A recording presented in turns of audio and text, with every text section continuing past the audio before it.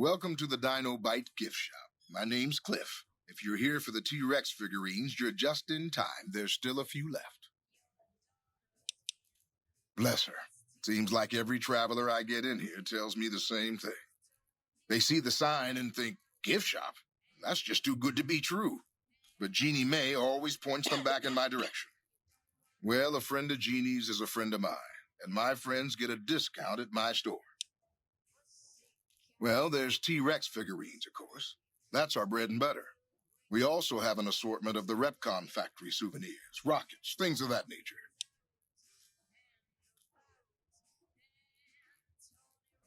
Guns? Well, yeah, I guess I might have a few. Darn it, no one ever buys the T-Rexes. They're scale replicas of the real thing. Very detailed. Got a liquid in them that makes them glow. From what I hear, REPKONN used to give them out on tours of their HQ up in Henderson. But I guess they had to stop after the first few kids thought they were filled with Nuka-Cola and drank it down. The papers had a name for the condition and everything. They called it the REPKONN shakes. Those were bad times for Robco. Well, they unloaded what they had left on the Dino Bite as a tax write-off, but that was before my time. Plenty of demand for them, seeing as how they're one-of-a-kind collector's items, but I might still have some in back. Great, here you go. Sure thing, have a look.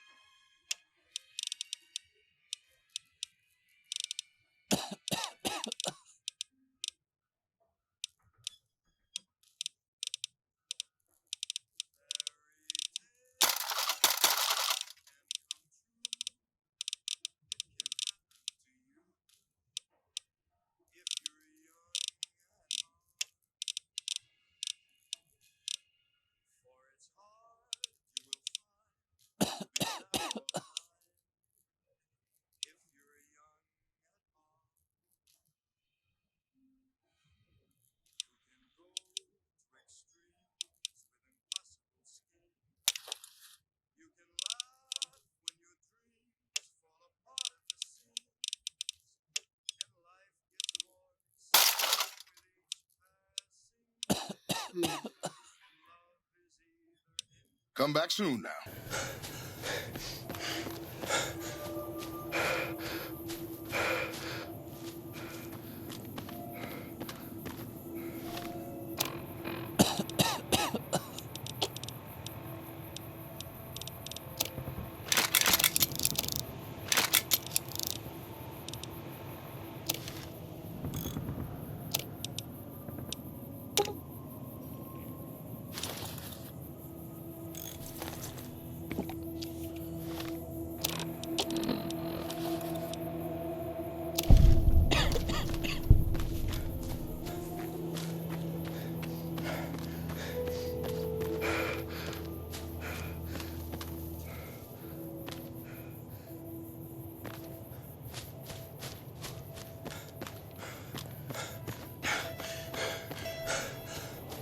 She hasn't paid me anything yet. Should I be worried? What can I do for you?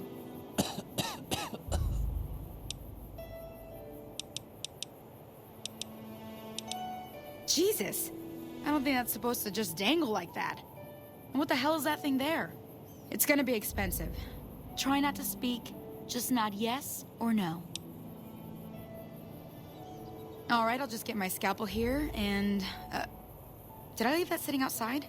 Well, you know what? Free tetanus shot.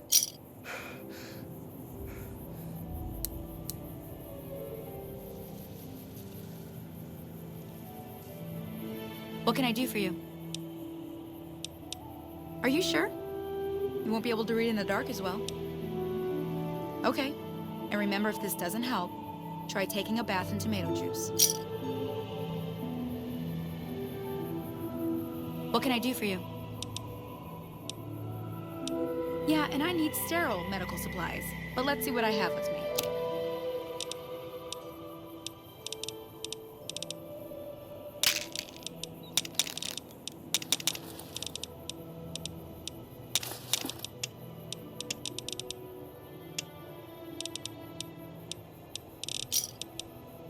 Another satisfied customer. Let's see. Physically, you're fine. Emotionally, well, I'm not the right kind of doctor for that. Bye. She hasn't paid me anything yet. Should I be worried? Between you and me, I don't think she studied at an accredited institution.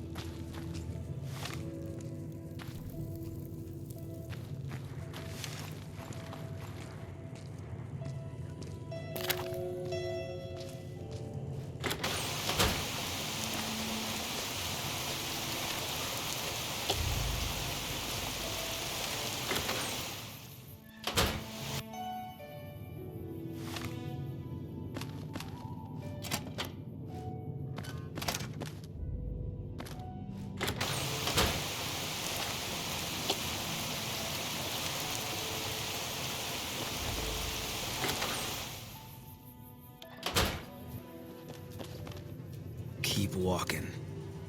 God damn it. Don't sneak up on me like that. What do you want?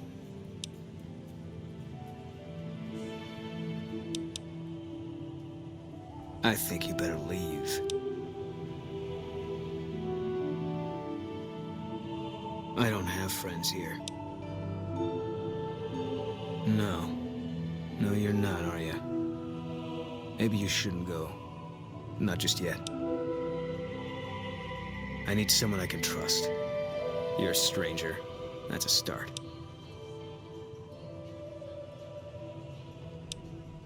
I said it was a start.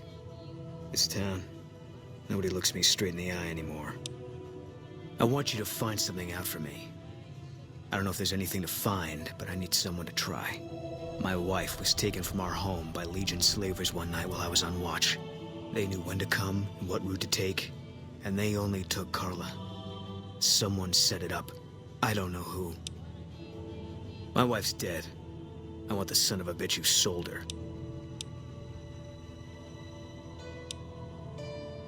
I know, all right. That's all you need to know. Bring him out in front of the nest here while I'm on duty. I work nights. I'll give you my NCR beret to put on. It'll be our signal, so I know you're standing with him. And I'll take care of the rest. I need to do this myself. Good. I'll make it worth your while. And one more thing. We shouldn't speak again. Not until it's over. No one in town knows that I know what happened to my wife. Best they never know. Or the Legion will be after me next. Yeah.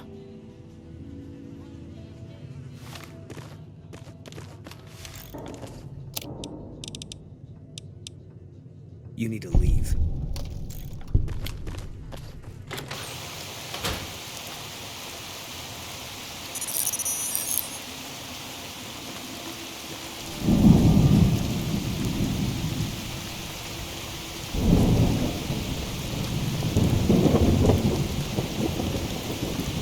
Been to the top of the dino yet?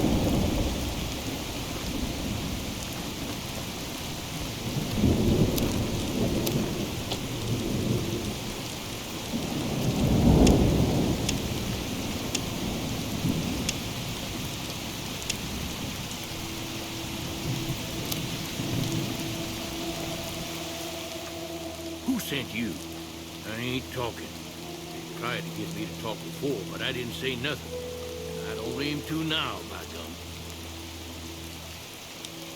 We'll just see about that. You come any closer and I'm liable to stick you with my sticking knife. Stick is feeling mighty ornery this day.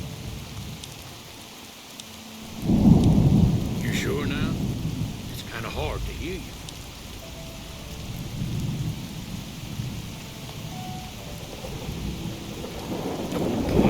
Okay, just speak up a little. Not so much that they hear you. They hear people everywhere. Just listening. Because they know I ain't just barking here. What I say has got bite, because it's the truth.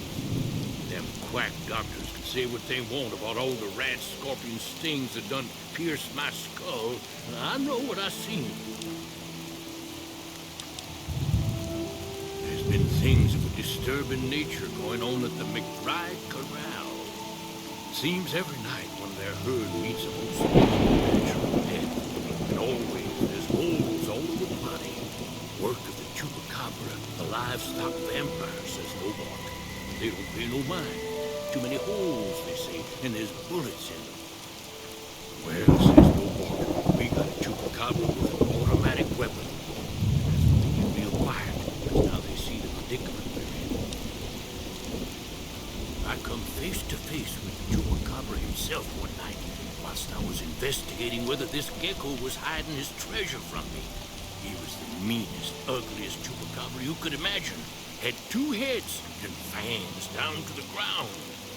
Best I could tell anyways, since when he come up to me, he was invisible. Had himself a blunderbuss, what would rotate and shoot bullets real fast out of a backpack. Never seen nothing like it. Walked right past me having an argument with somebody. But I only saw one chupacabra, so I guess the other fella had to be invisible too, only more invisible than the other one. Folks will tell you that they seen ghouls up near the rocket factory. Sensationalist movie, cooked up by superstitious yokels, seeing phantoms of their own imagining. Ghosts, commie ghosts, who don't know they're dead, hoping to steal our rockets so they can fly up and paint the moon pink and draw a Lenin face on it. I seen one of them disappear and reappear before my very eyes. Although, being a scientist, I have to admit I might have just blinked for longer than usual, what with the shock of seeing a commie ghost and so forth. Seen it all. Seen the shadow of the world was wrong to leave again in the middle of the night. One might have gone in the lobby too for a spell.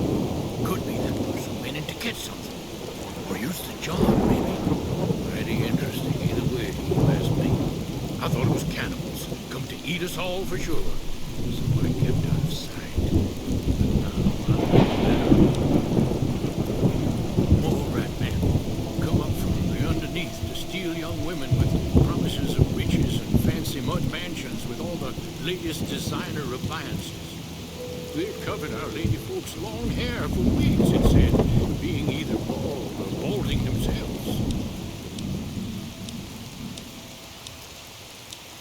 If anyone asks, he never spoke.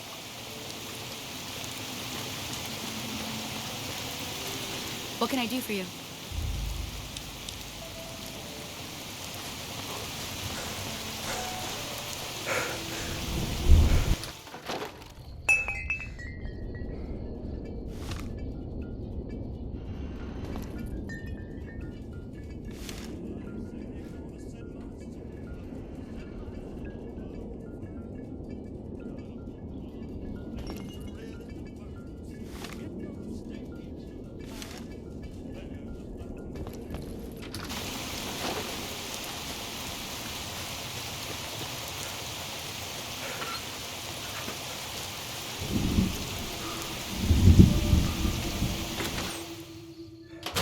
Hey there.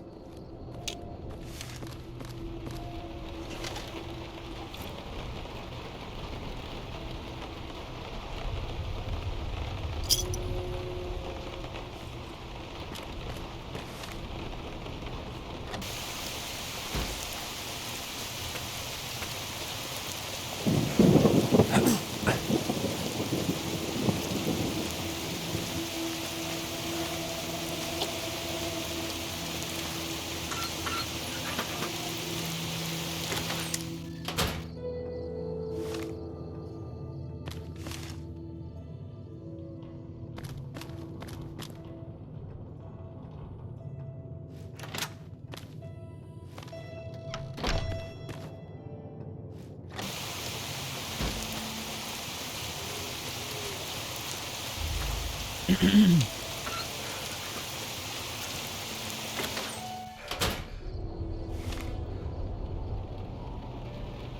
there. Been to the top of the dino yet?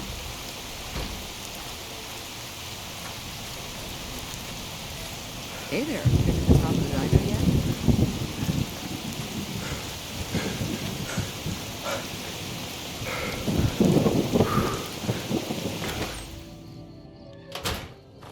Hey there. In from out of town, ain't you? Name's Dusty.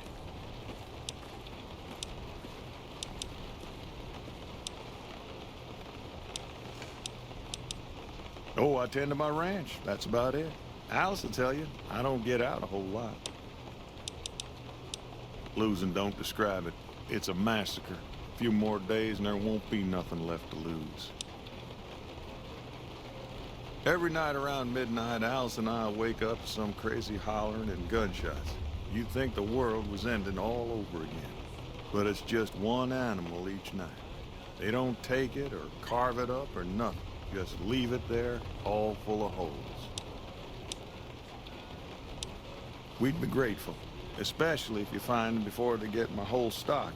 But don't go getting yourself killed over it. Alice and I'll find a way to make do. Always have. Beg your pardon, mister, but them two-headed beeves ain't worth getting shot over. Not to mention what would happen if half of what Nobark says is true. Best we can hope is that whoever's doing this will move on or get tired of it. I just hope it happens while we still got animals left. Whoever it is, I don't think they're from around town. Seems like they've taken to shooting from the west side. Well, to be honest with you, I don't really know them two as well as I might. I remember she had an edge about her, like she'd rather be someplace else. This kind of life ain't for everyone, that's for darn sure. So long.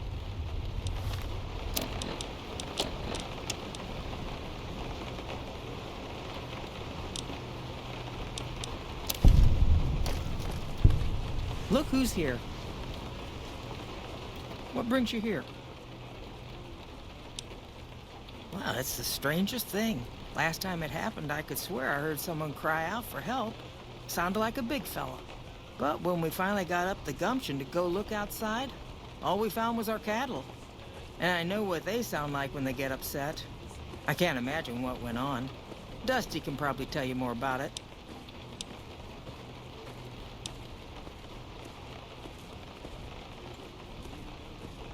Boom. That's that sniper fella. Works in the dinosaur, right? I only met them but once or twice. They seemed real happy together. I really ought to get to know them better. They're probably nice folk. Oh, well, I'm Alice. And you've already met my beau, Dusty. He's sweet, ain't he? I don't care what my mama said. I know how to pick 'em. We set up this ranch years back when Novak was just getting settled. But now, with all the danger on I-15, folks are starting to come through here from all over. Novak might just be the next Nevada boomtown. Oh, we keep to ourselves for the most part. Try not to pry. I think Jeannie Mae gets bothered that we aren't more sociable. But it's just our way. Ain't that we don't appreciate what she's done, managing this town like she has. But I worry she feels that way anyhow. Not that there ain't others who pry around here. That Nobark was skulking around our yard last week. I thought he was our cow killer.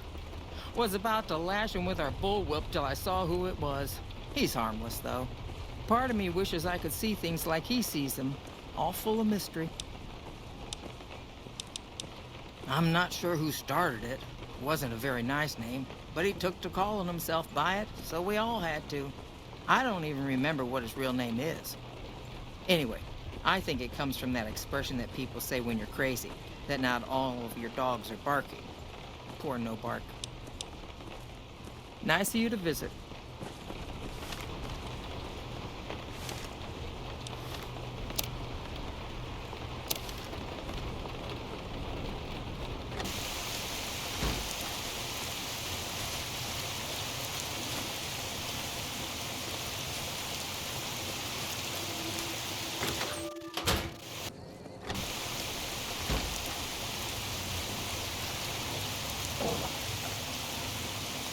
Do you want to get rid of me? Put a bullet in your head. But stay dead this time.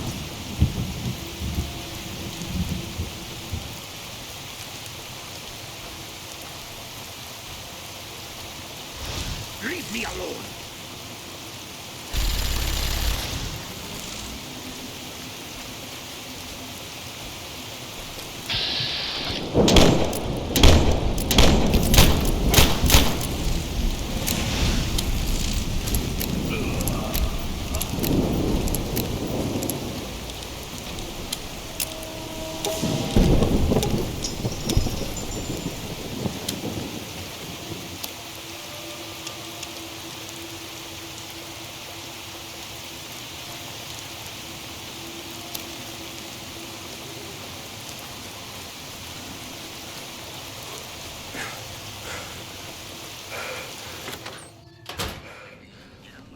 Look who's here. Find anything? Well, I don't know how you've done it, but I do know how I can thank you. Please take this, compliments of Alice and myself. And help yourself to anything in that freezer over yonder. We got more steaks in there than we'd be able to eat in a year. So long. What brings you here?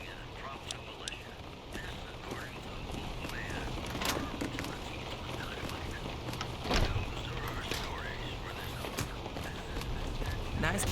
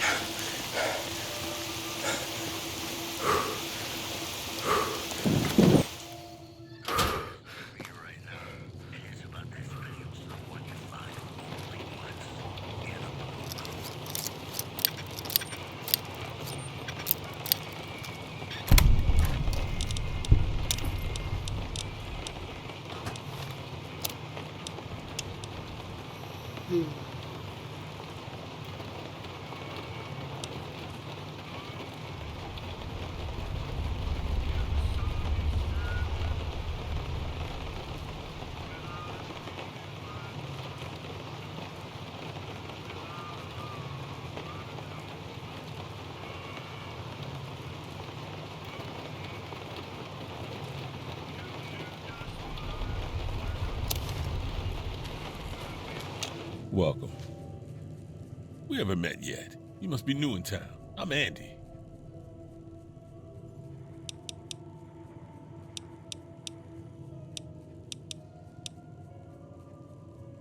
It's his wife. She's gone. I don't think he'll ever be the same as he was. Damn shame. I told the rangers up at the station to keep an eye out, but there's just too much ground out there for them to cover. Carla was a knockout. Beautiful girl. Face of an angel. Whenever Boone walked around with her, he was always happy, and for good reason, too. That wasn't the only reason she stuck out, though. That girl never minced words. If she had better food or hospitality, she'd let you know. Trouble was, she usually had. I don't think she meant it. She really was a sweet girl. I just think she wanted to remind herself that there were nicer places in this world than Novak. Who could blame her for that? Look out for yourself.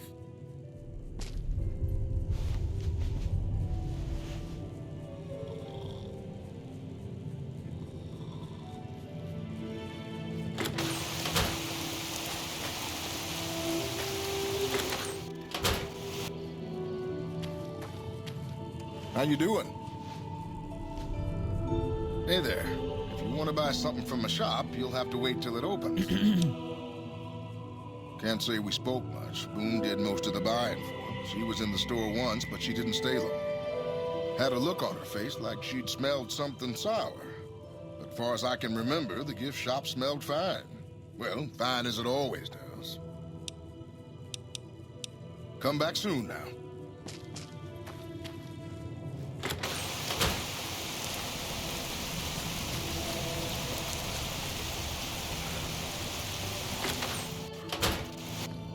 You have any luck with the ghouls?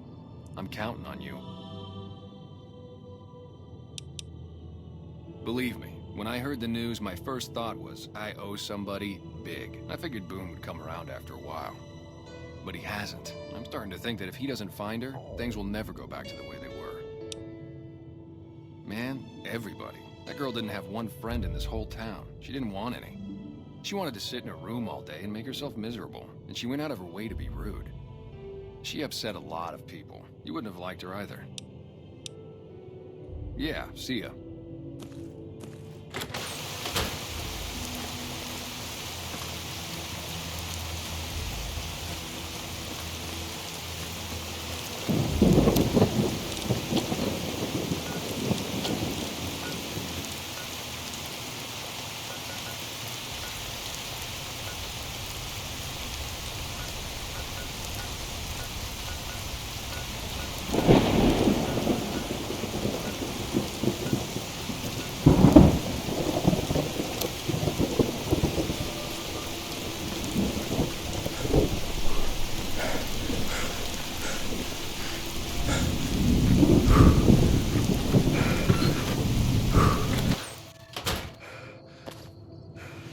Hey there. Is everything all right? Awful late to be dropping in unexpected.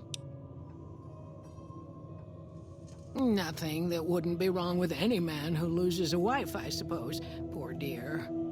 I know he thinks she was kidnapped, but I'm not so sure she didn't just run off on her own. You could tell she was thinking about it ever since they arrived. How should I put it?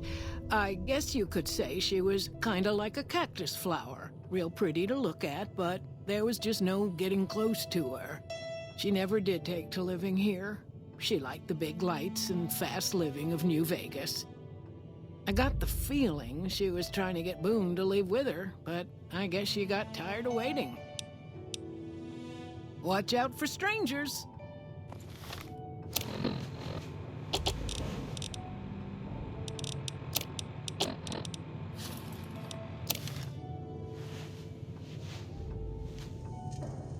Is everything all right?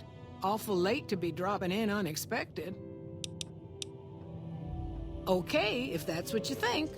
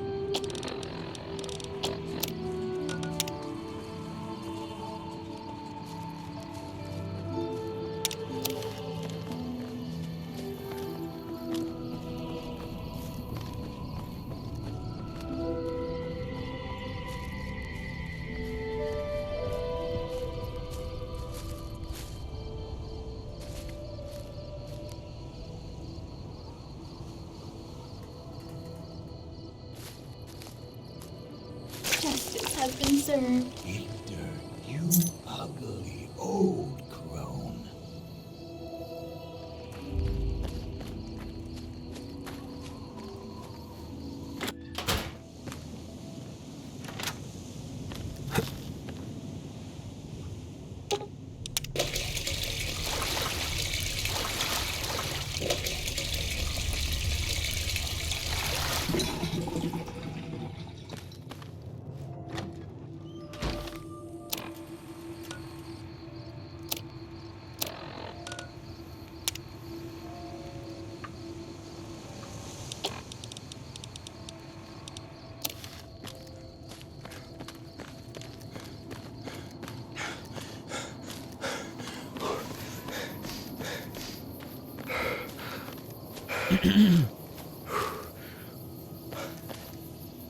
That's it then.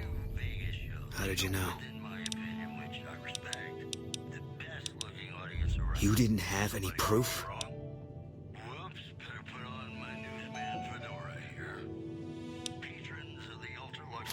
Well, that's about all the proof I could hope for, I guess.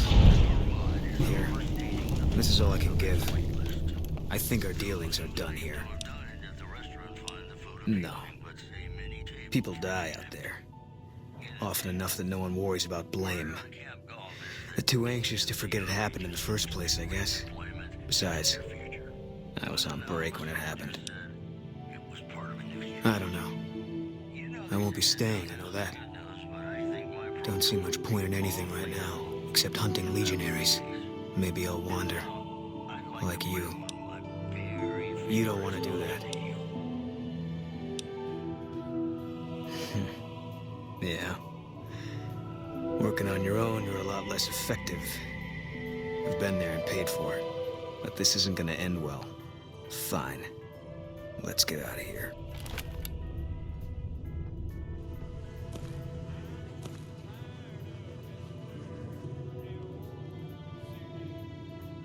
You need to leave.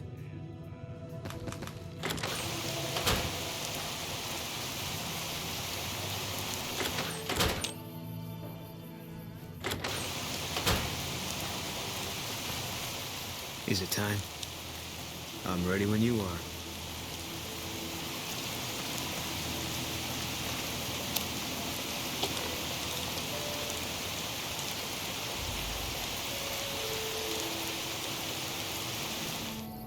What is it? I was in a lot of places with First Recon. I don't really remember. That part of my life's over now, and so is this discussion. He was a good spotter. Yeah, we were. No. Sure. First NCR Recon. It's a sniper battalion. Sees a lot of action. They moved us around a lot. I was stationed at Camp Golf for a while. Last I heard, they're at Camp McCarran. Yeah, you can tell by the patch. Bear skull with crossed rifles behind it. Slogan underneath. The last thing you never see. Pretty accurate. And so are we. They pick you out if you do well at the firing range. Pays a little better, so I said okay. Was an airport before the war. Command liked it because it was already fortified, and it let them keep an eye on the strip. They've got an old monorail that still runs between them, used mostly for supplies and deployment. But if you get leave, you're allowed to go gamble. Was General Oliver's post, but I heard he's been up at the dam a lot lately. Guessing Colonel Shu is running it. Didn't know him. He's a signature on my discharge papers. Wasn't real popular, though. Even overheard my CO complain about him once. General Wait and See, he called him. Yeah, he introduced himself to me once. I shook his hand. Doubt he remembered me now, though. When he looked at you, you could see he understood. After some of the things we'd seen, that meant something. But I heard he'd be a general right now if Oliver didn't know the president. The big one. The one the NCR is trying to hold on to, that the Legion's pushing for. Whole war depends on holding it.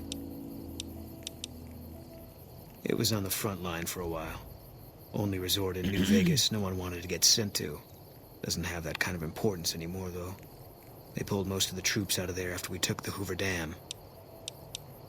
All right.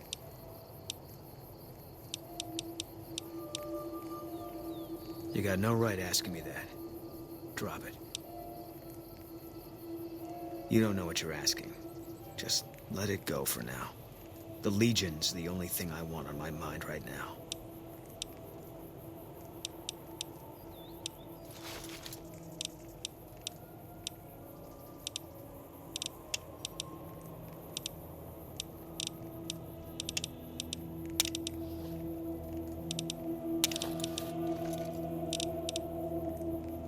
If you want, it's not really my thing. What do you want to know? No. Sure. Give me a rifle and a clear line of sight, and I'll start picking them off before they've even seen me. Didn't have much hand-to-hand training, so our chances are better if you keep the enemy out of my face. I'm trained as a spotter, too. If you're looking through a scope, I could find your targets for you.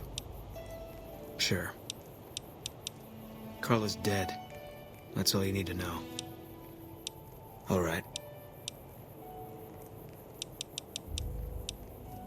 Okay. Coming east was about securing the land so people could live without fear. It's not always that simple, but I think the cause is still right. And God help us if they lose. Okay. It's NCR land for the most part. We tamed it. Now we're settling it. A lot of people complain about it, but they forget what it was like before we showed up. It's a lot of territory to secure. Too much, even for a big army like the NCR's. Okay. Yeah, lots of thoughts. All about the best ways to kill them. Yeah.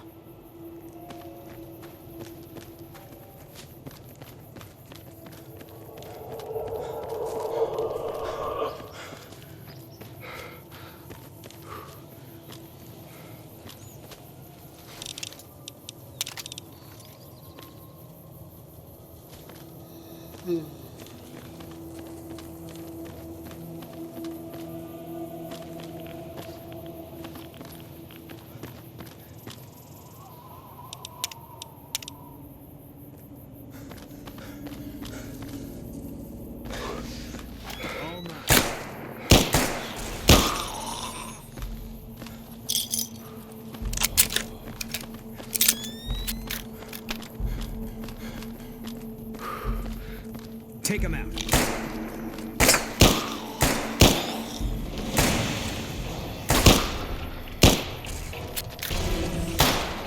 Take this.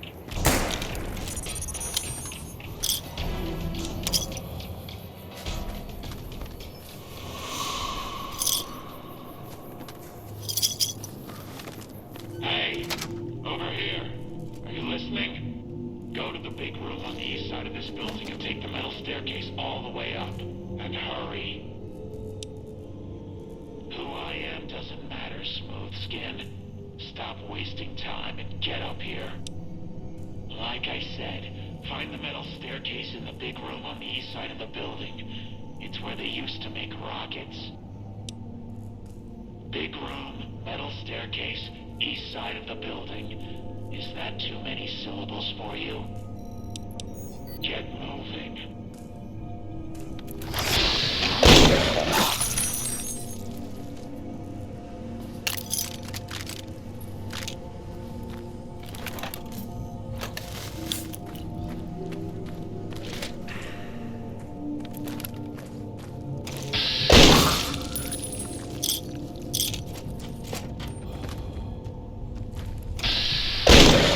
All clear.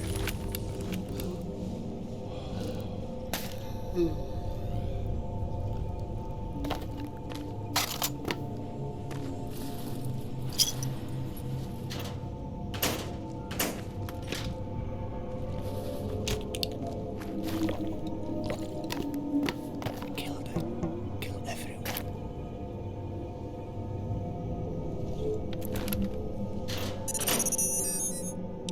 I don't have friends here. That's all you need to know.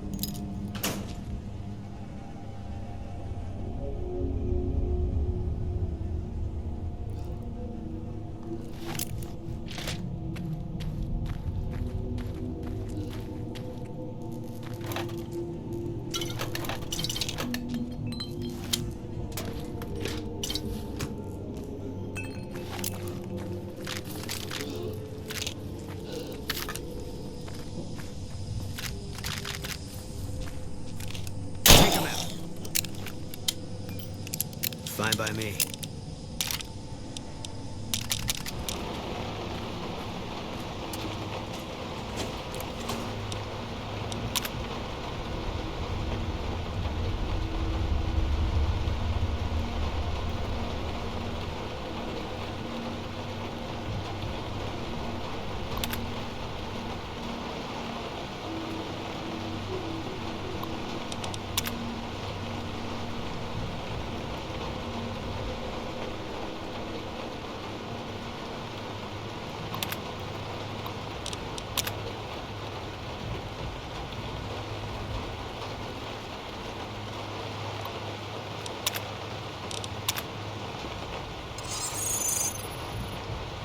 You want to do something different? If you think it'll help.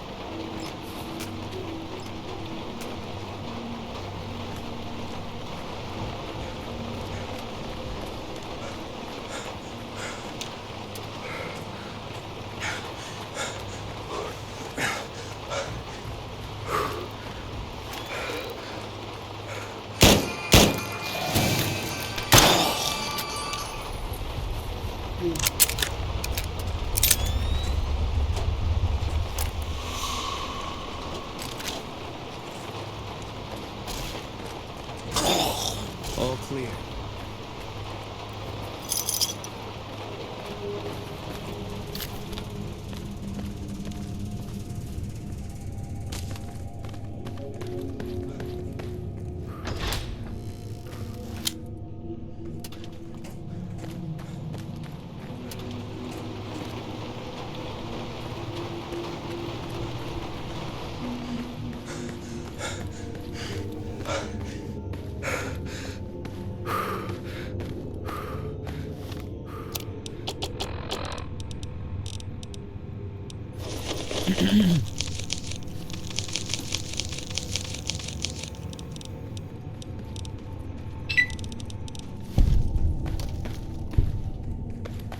You fucking monster.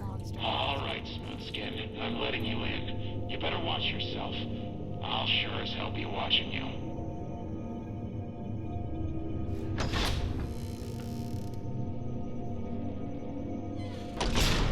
God, but are you ugly.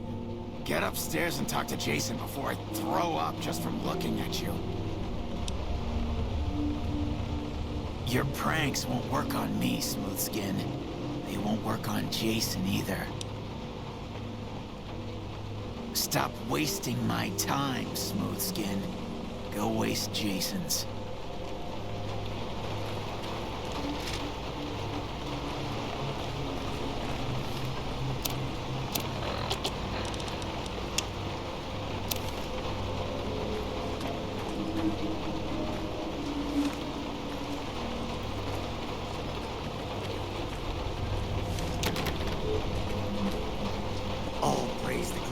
Hello, Wanderer. Please forgive us our humble surroundings. Our true home awaits us in the far beyond. Have you come to help us complete the great journey?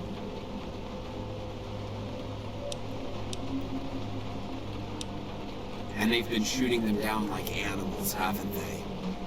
Those ghouls were members of my flock, even after the madness consumed their minds. We never let them wander free. We kept them safe on the first floor. We kept them contained. The demons must have let them out, somehow. And now they are lost forever, denied the salvation and healing glow of the far beyond. Please, Wanderer, bear in mind that every feral ghoul you spare now is one that we can save later. Once the way is clear, our feral brothers and sisters will accompany us on the great journey. If there are any left. The demons appeared from nowhere. Except it might be more accurate to say they never actually appeared at all. The demons are invisible. Where one of them stands, the most one sees is the air shimmering, like sunlight on water. They set upon us as we were on our way to worship one morning. We had just entered the basement. My flock fought bravely and killed a few, but at such cost. Nearly half of us died or went missing. The rest of us retreated up here. One of the demons raved at us, but they have not tried to attack us since. Still, their demonic presence brought all progress towards the great journey to a standstill. But now you have come. Once again, the Creator has sent a human to help us across a seemingly insurmountable obstacle. Yes, over the intercom. Threats of death should we step outside. Guarantees of safety should we stay locked away. It went on for hours, and did not always make sense. But that was the first day only. Since then, silence.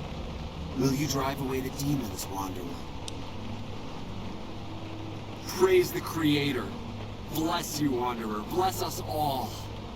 As soon as the underground has been rid of demons, preparations for the great journey can resume. Is the way clear? I am Jason Bright, the prophet of the great journey. All the ghouls you see here are members of my flock. An auspicious name, don't you think? It was mine before I became as I am now, before the great warrior. Truly does the Creator author a destiny for each and every one of us. We wish to escape the barbarity of the wasteland, especially the violence and bigotry of its human inhabitants. The Creator has promised to my flock a new land, a place of safety and healing, a paradise in the far beyond. Preparations for the great journey were nearly complete when the demons appeared. The means by which the great journey is to be accomplished are an article of faith, not to be discussed with outsiders. I wish I could say I was surprised, but that is what we've come to expect from your kind. Normally it's what I'd expect from you, but it was the Creator who brought you here today. I have glimpsed it only in visions, Wanderer, but what I have seen is truly miraculous. It is a place of light and healing, and I know in my soul that my flock will be safe there. You're referring to Chris. I doubt you had much luck if you tried telling him that he's human. We had the same discussions when he first appeared, and the same lack of success. He believes he is one of us. Soon enough we realized that Chris was a gift from the Creator. He is integral to the success of the great journey. I understand. I know you will fulfill your promise.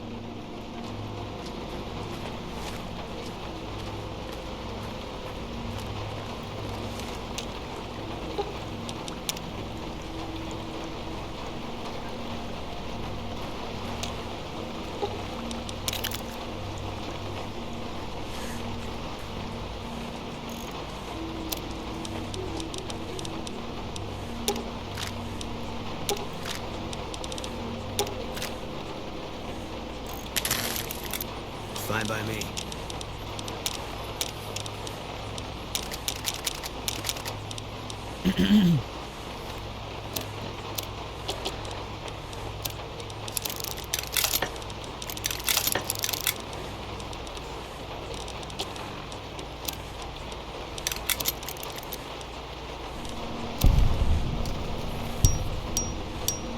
Fine by me.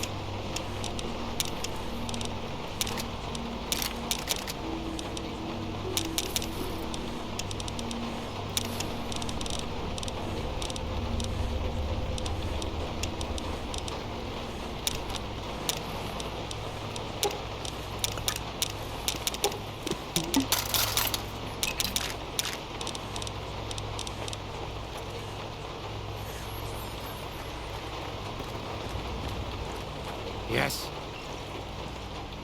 Go bother Jason, Smoothskin. I don't like having you around. Stay away from me.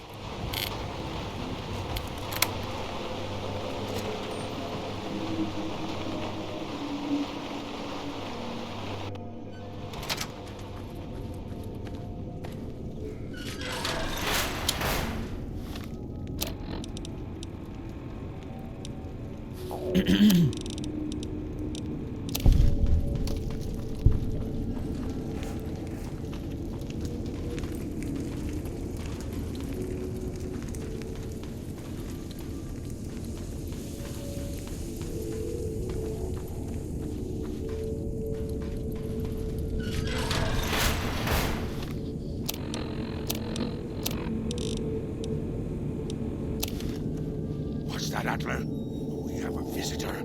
An assassin, more like. I say kill it, Antler, for safe's sake. Hmm? Okay, Antler, I'll ask. Hi, human. Why you come here? I am in command of my faculties, in command of my troops. Antler guides me in all things, as I in turn guide my kin.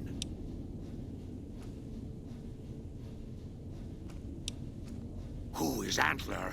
Who is Antler? Antler, the human asks about you. What do I tell it? All right. All right. Yes, yes, of course. Who Antler is not important to you. Antler wants that you deal with me.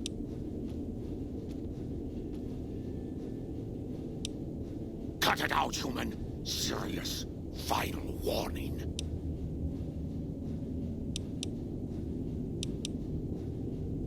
Me? I am devoted to Antler. But before Antler... Captain once. Last name Davison. First name... Don't remember. I commanded a troop of Niken, the Master's elite. A great honor. Very proud. Something happened. We wandered the desert. Life without Master was hard. The others' minds going strange, going crazy. But then... I found us new master. I found us Antler. Since then, everything's been going really well.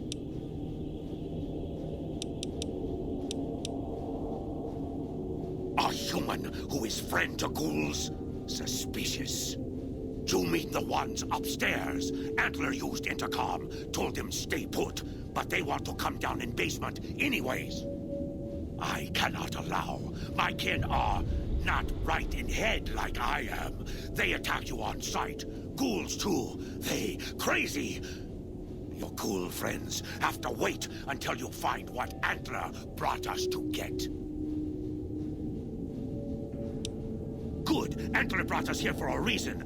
Why was that, Antler? Right. A piece of paper. Shipment invoice. Hundreds of stealth boys sent here a long time ago. But stealth boys must be in the one room. One we don't search yet. The one we can't search.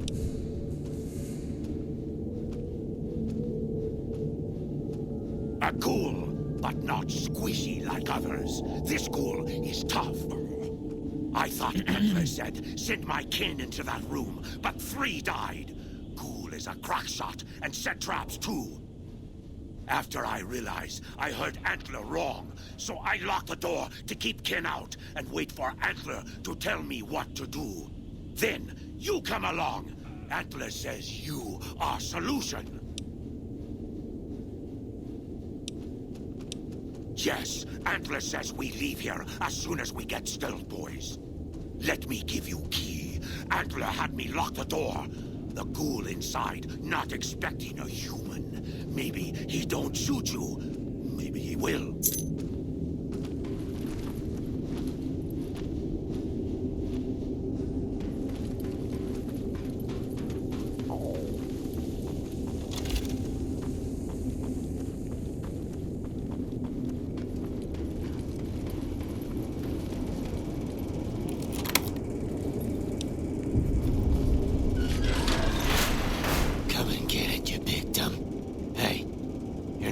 those things out there. Who the hell are you?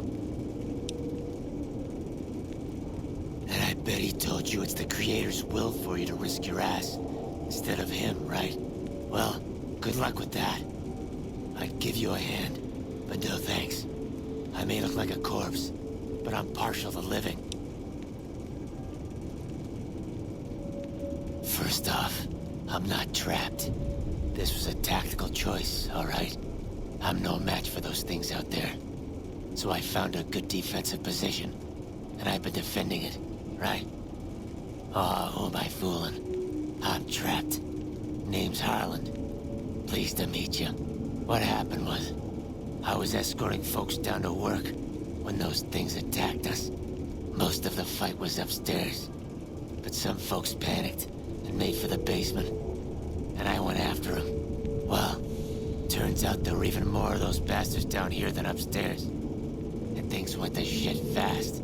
I couldn't find the others, so I fell back to this room, set up a nice little kill zone. End of story.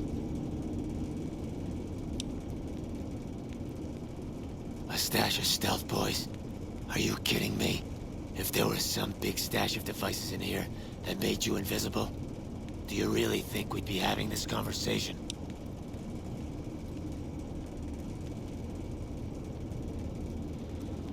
I kill them on sight, so we haven't had much time to get acquainted.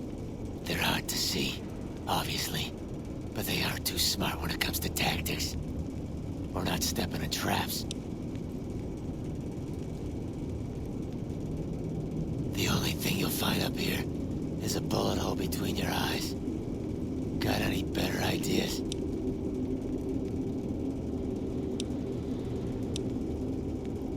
Guess the outfit gives that away, huh? I never did buy into that religious mumbo-jumbo with the robes and all that shit. It gets lonely out in the wastes, okay? And I don't have to tell you, that Bright's group has got some fine-looking goulettes in it. Or maybe I would have to tell you. Anyway, I helped them out, and they kept me supplied with ammo and pleasant company. I'm not delicate. Radroach meat for protein, condensation off the pipes for water, and I do my business over in the far corner. I wouldn't say it's been comfy. Huh. Well, you're polite. I'll give you that. If this was just between you and me, I'd do as you ask. But it's not. I had a friend with me when those mutant bastards came out of nowheres.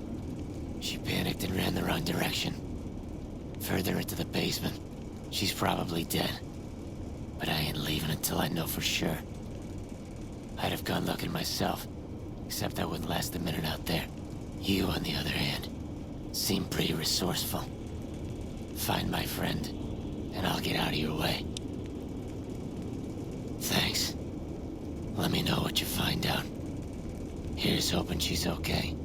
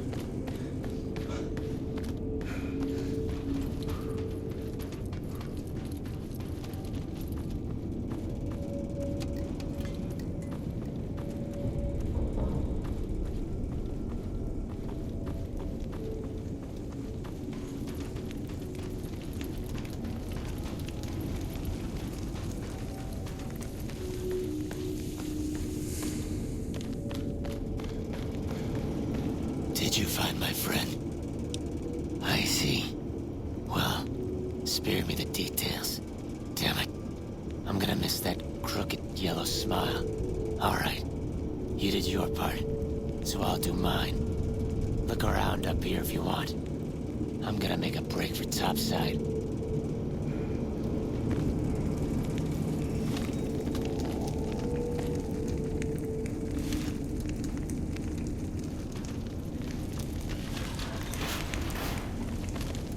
Kinda busy running for my life. Later.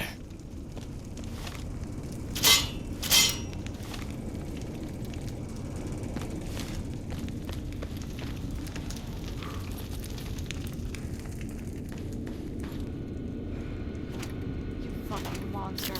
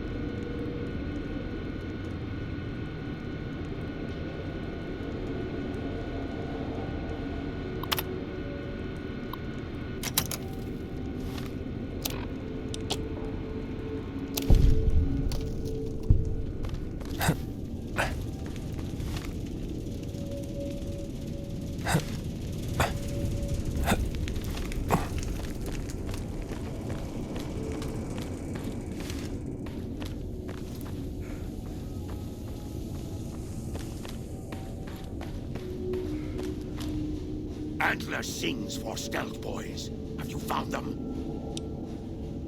Liar! The invoice said stealth boys here. Antler read it out loud to me. But invoice note said stealth boys were here. Why can't that note be true? What, Antler? But human could be lying. Stealing the stealth boys for itself. Oh, Antler, you trust so easy. Your lucky day, human. Antler, believe you. Niken will follow the new note to find stealth boys. Better be there. Antler is sad, human. Niken go now. Find stealth boys in other places.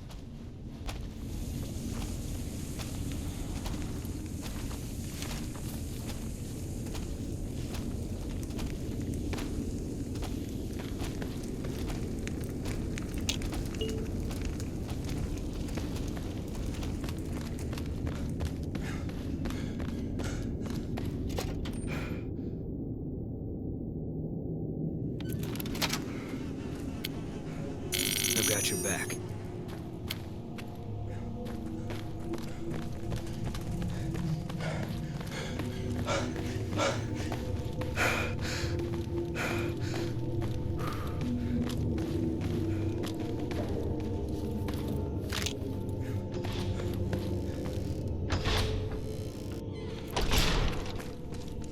Kinda busy running for my...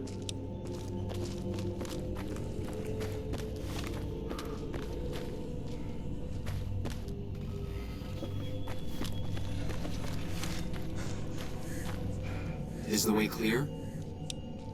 Praise the Creator, and bless you, Wanderer. The way is clear. I will lead my flock through the basement to the sacred site. I hope you will come find us there, Wanderer. There is much to be done.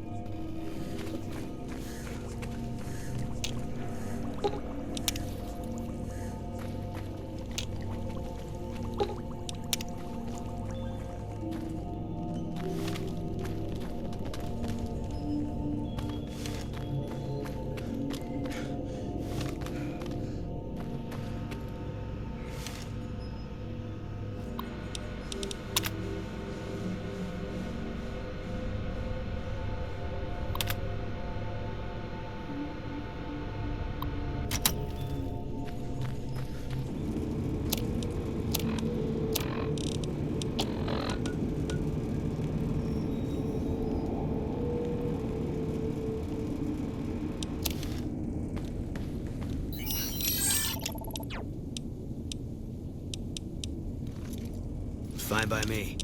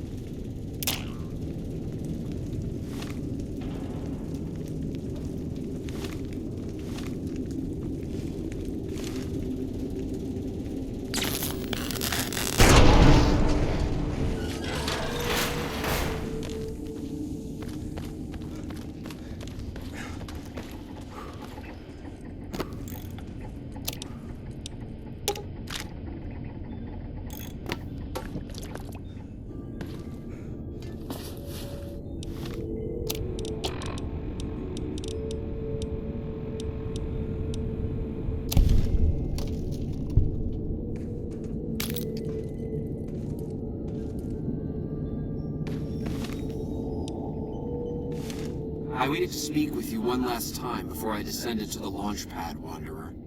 I want you to know that we will remember for all eternity how you delivered us to the threshold of the great journey. Our preparations are nearly complete, but the rockets that will carry us to salvation are yet missing vital components. If you would still help us, Wanderer, speak to Chris. He can tell you what is missing. There is no way that we can thank you enough, Wanderer. Your arrival here was a blessing. We will remember you always. Yes, the rockets will convey us to our promised land in the far beyond. Vision upon vision has confirmed it.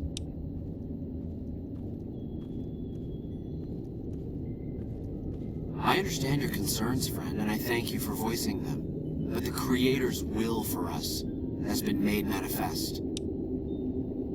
After all that you have done for us, I suppose you deserve to know everything. When Chris came to us, we tried to convince him that he was human. But this only angered him. He seemed lost. We decided to let him stay with us for a few days, over the course of which we learned that his technical skills far surpassed our own. It became clear that the Creator had sent him to us, to ensure the success of the great journey. Equally clear was that Chris should labor in blessed ignorance of his humanity, and his inability to make the journey himself. It is no coincidence that two humans have been vital to the success of the great journey. It is my belief that the Creator sent you and Chris to expiate the sins of your kind against mine. You are redeemers both. Such is the Creator's will. Vision upon vision has shown me that, were Chris to accompany us, he would die in minutes. The radiation around the launch pad alone would kill Chris in minutes. The radioactivity of the far beyond is much stronger.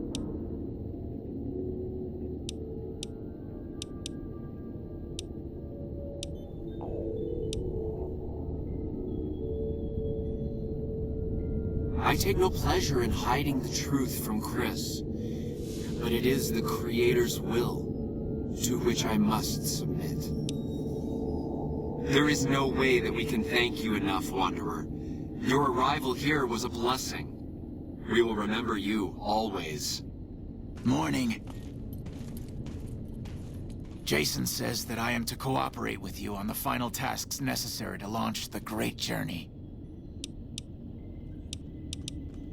I'm the Flock's resident engineer. I've always been good with machines. Jason says the great journey would have been impossible without me. Of course, my skills aren't much use unless I have the right materials. That's where you come in.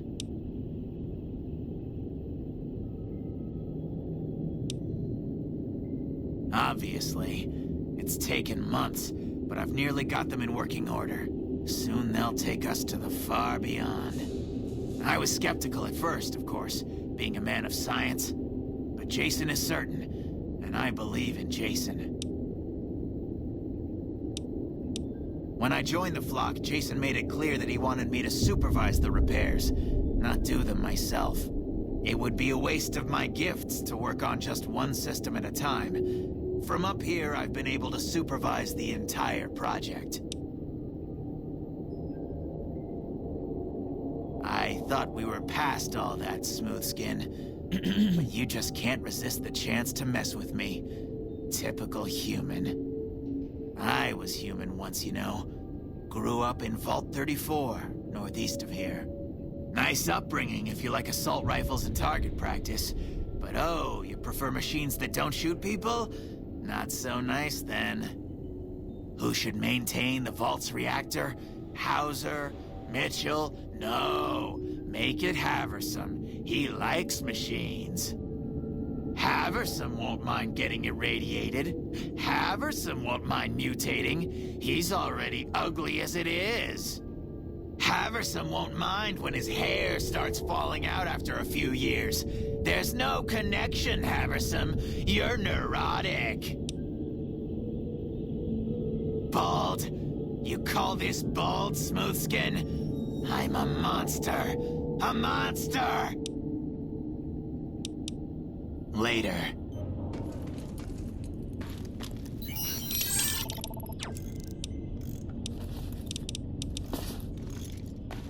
Are you ready to get started? Those rockets aren't going to launch themselves. Oh, God! You're telling me the truth, aren't you? Oh, no. How could they do this to me? For 2 years. My God, I've been a joke to them. Do you have any idea how easy it'd be for me to sabotage those rockets? That'd be a joke, huh? One hell of a joke. What, do you think I'm too stupid to pull it off? I know enough to get their rockets working, don't I? So I can make them fail, too. Like I could forgive myself for getting duped like this? They used me, and now they'll throw me away.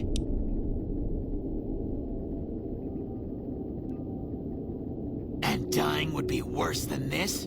Used up and thrown away like garbage? Oh, so I've redeemed the human race, is that it? What a crock.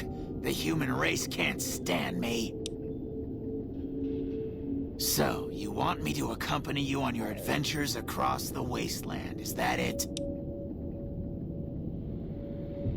Life among humans again? That's what you're suggesting? I guess it's the only chance I've got. I can't believe I'm agreeing to this, but I'll give it a try. I'll get Jason and his flock on their way, and then I'll head for Novak. Are you ready to get started? Those rockets aren't going to launch themselves. I was close to completing work on the rockets before we were driven into hiding on the top floor. 2 components were missing. A quantity of isotope 239 igniting agent, and a set of thrust control modules. The igniting agent is highly radioactive and decays quickly. That's why we can't use the drums that leak down on the launch pad. It's no longer potent enough. I need you to find an intact, shielded container of the igniting agent. As for the thrust control modules, they were custom built for these rockets. They won't even launch without them. Very well, we don't need a huge amount. 2 to 3 liters should be enough. REPCONN has been ransacked so many times by scavengers, it's hard to know where the components might turn up. If they turn up. Jason has mentioned some industrial ruins to the east that are supposed to be highly radioactive. All right. What would you rather be doing?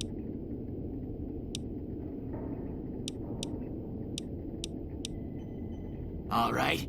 Anything else? All right. What would you rather be doing? All right. Carry on. Have you found the components we... Scavengers wouldn't know the value of the modules just by looking at them. If you know any junk dealers in the area, I'd start there.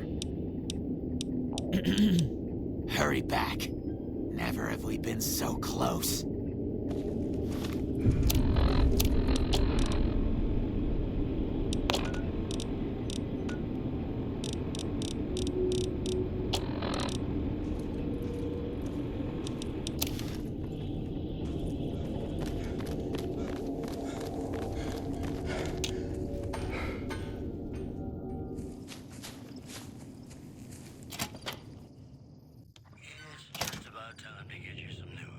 Hi there. I'm Old Lady Gibson, or so they tell me. I've got odds and ends for sale, and I'm pretty good at fixing things, too. You might have noticed the very large building just north of here. That's Helios 1. The NCR runs the place, so it's off limits to prospectors. Scavengers report hulking individuals moving around Hidden Valley after dusk, but have been unable to identify them. As it so happens, I do have some thrust modules, but they're expensive. 500 caps worth of expensive. Feel the rush of a warm laser in your hand. All right, then. Certainly did. Hubby and me had an old rad meter to help us tell the difference between what you could salvage and what'd kill you. I kept a glowing container from REPKONN around here for years, serving no better purpose than a nightlight. Damn thing wouldn't sell.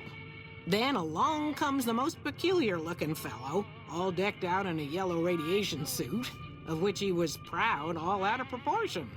The man outright asked if I had anything radioactive for sale. Imagine that. But he paid handsome for that jar of goop. Only saw him that once. He said something about heading over to Clark-Fild to put his suit through its paces. A strange one he was.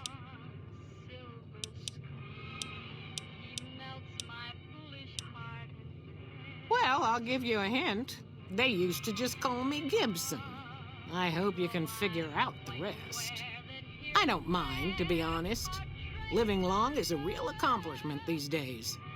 Remains to be seen if I end up dying peaceful in my bed.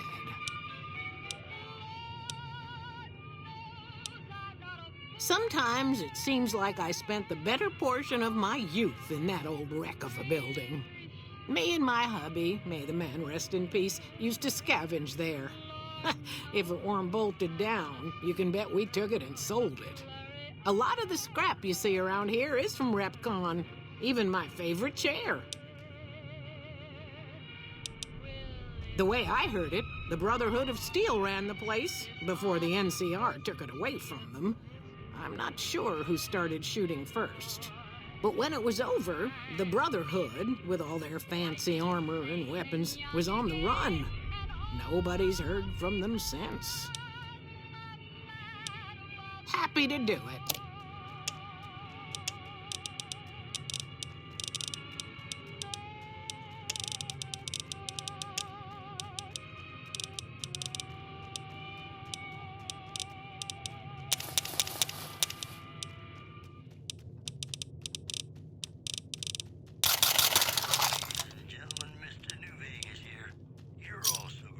Thanks. Take care now. Subject E, diagnosis complete. Begin recording. My name is Whitley. I'm a researcher at Adams Air Force Base. Until recently, I was in charge of the Duraframe reinforcement project for the combat model iBots.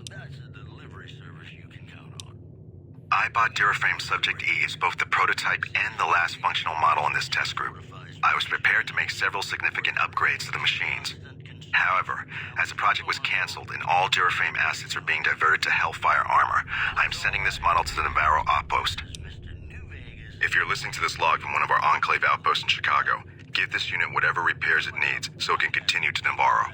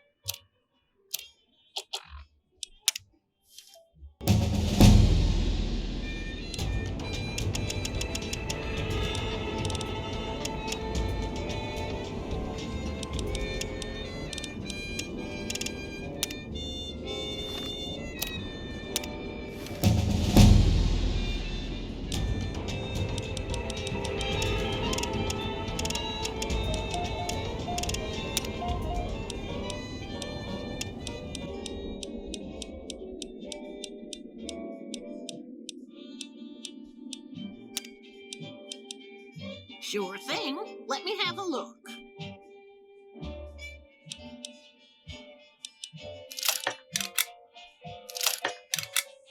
Still got them. 500 caps and they're yours.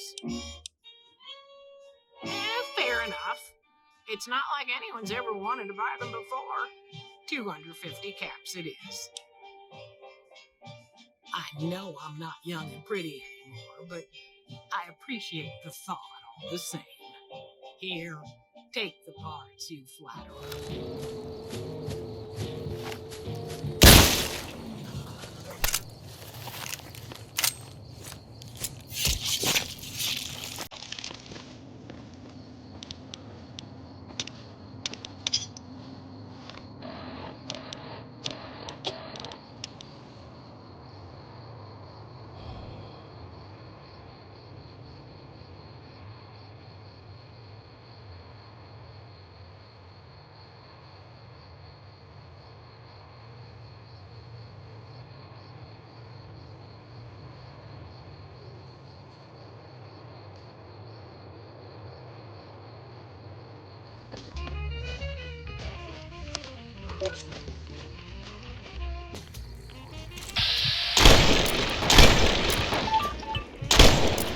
All clear.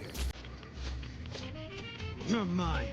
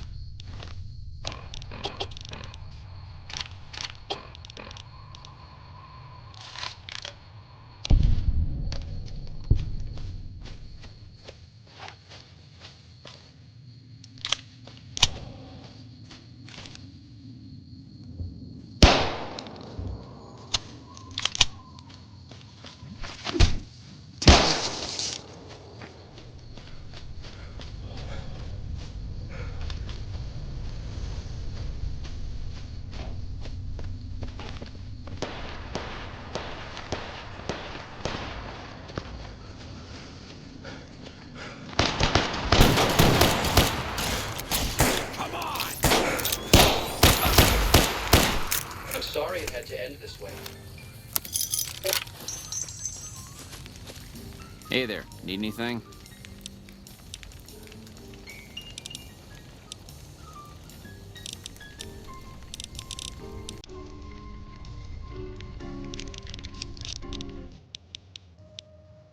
Killed her? Why would you do something like that?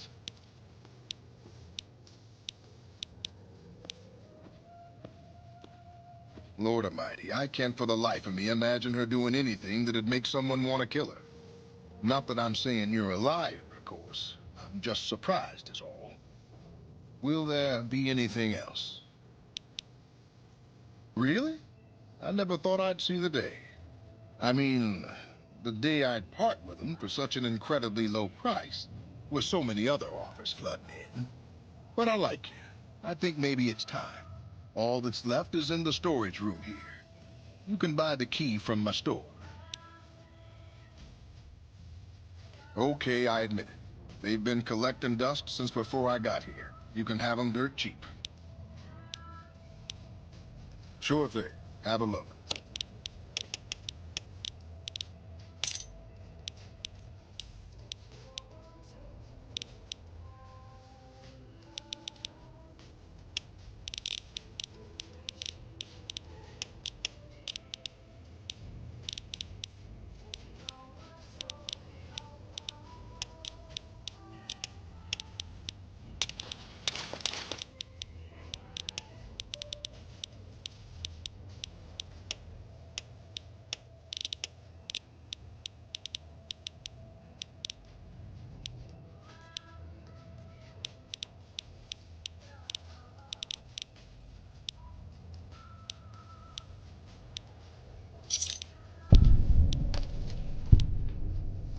Fellow enthusiast, huh?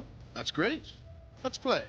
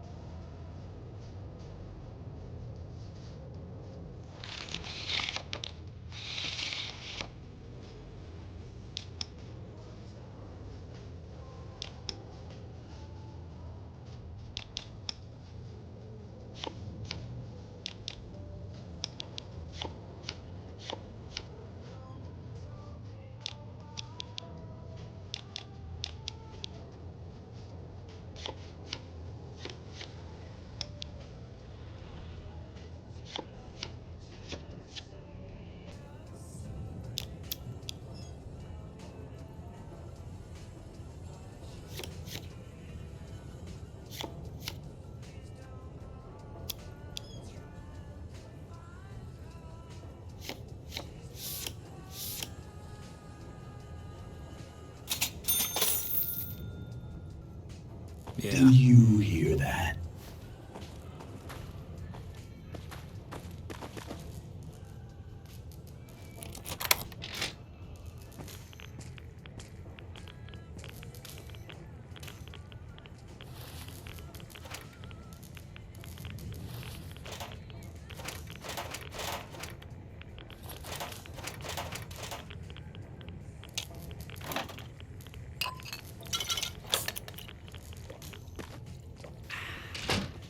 All I need now is the igniting agent we discussed earlier.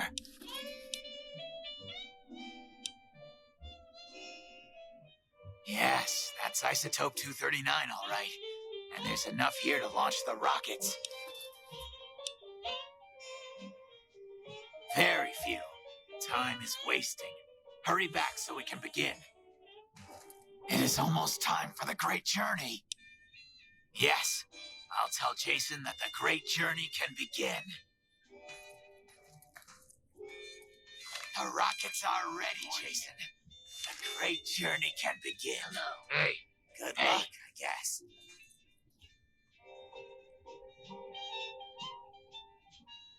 Gather all. May the Creator guide my words and help me speak true. The Almighty Creator has seen fit to answer our prayers. The time has come for us to board the rockets and begin the great journey. Though it may seem that all humans despise us, the Creator has seen fit to instruct us differently. The journey ahead would have been impossible if not for the intercession of two human friends, one new, the other a long, abiding companion. To our new friend, we say thanks. Have you ever burned someone alive and listened to him scream? It could be very enjoyable. And to Chris, we owe more than thanks. Chris, you have made this great journey a reality. From this moment forward, you will be remembered as the saint of the great journey. We shall never forget you. I ask that you forgive us, Chris, and give us your blessing. And we bestow ours upon you. Seekers, board the rockets. Take your seats. The great journey awaits. To the promised land we go. To the far beyond.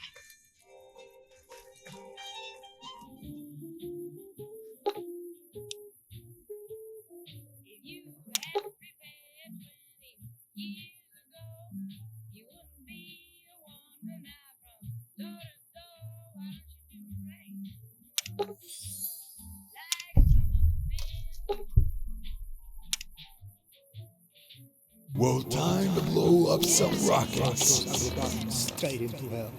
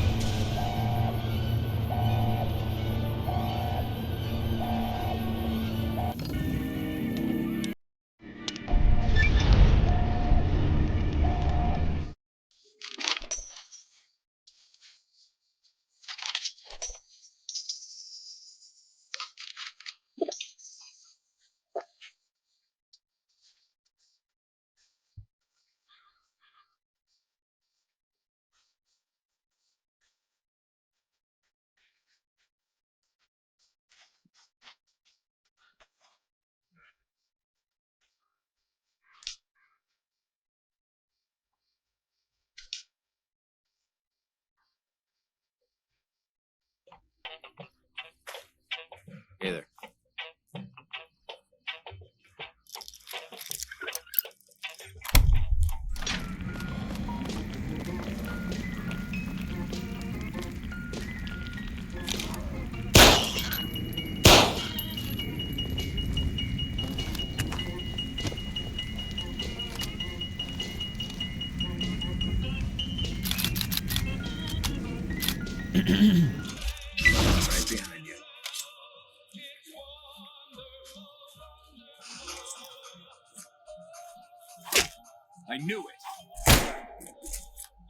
All clear.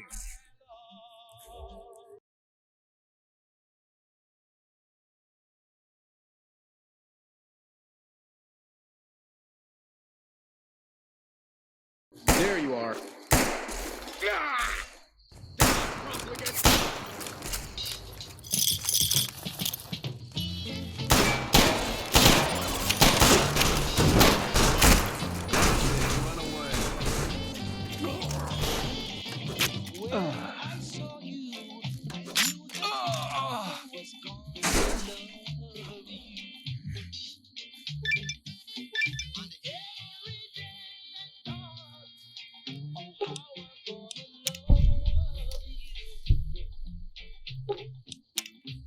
They got what they had coming. We were the ones to deliver it.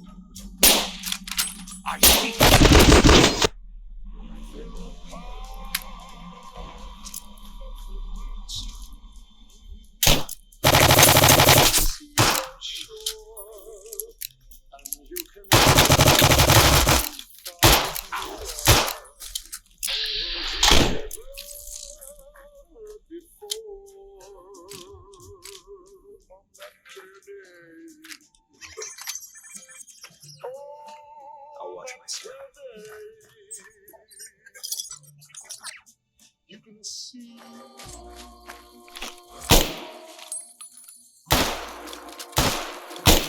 So we made it.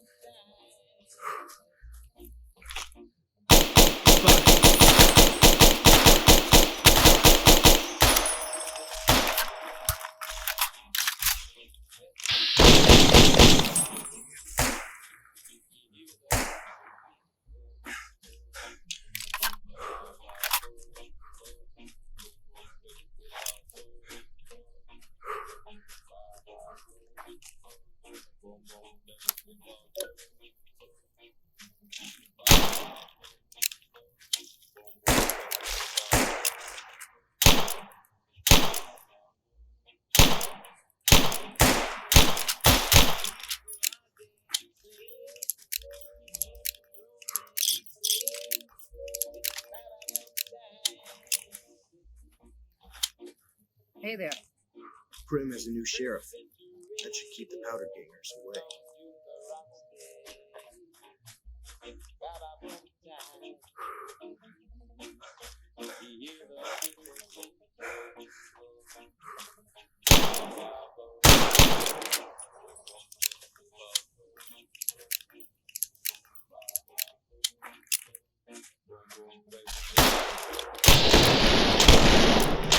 Guess we made it.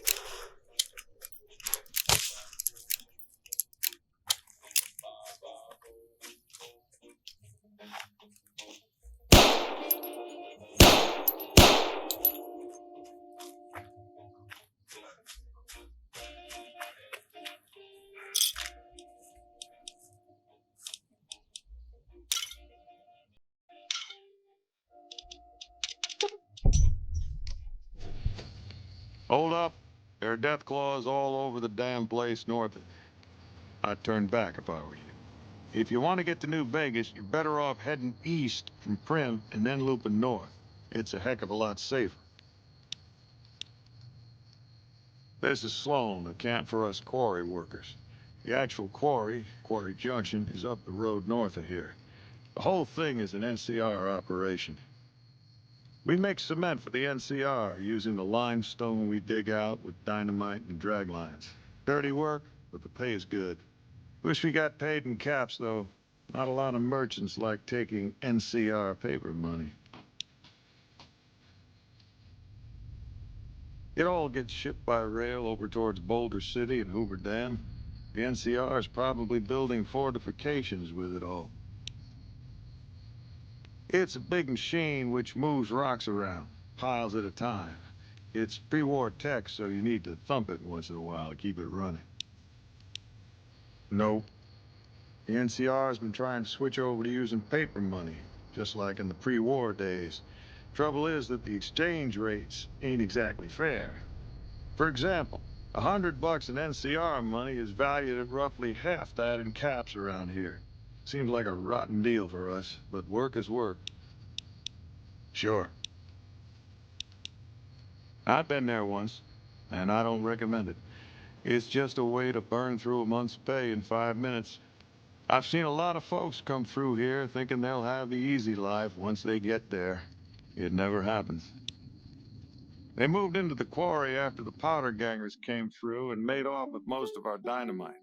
We shut the quarry down while we waited for the NCR to get us some more blasting sticks, but now the death claws have shown up. The NCR is a no-show, and my men and I have got nothing to do but sit on our asses all day. It's damn frustrating.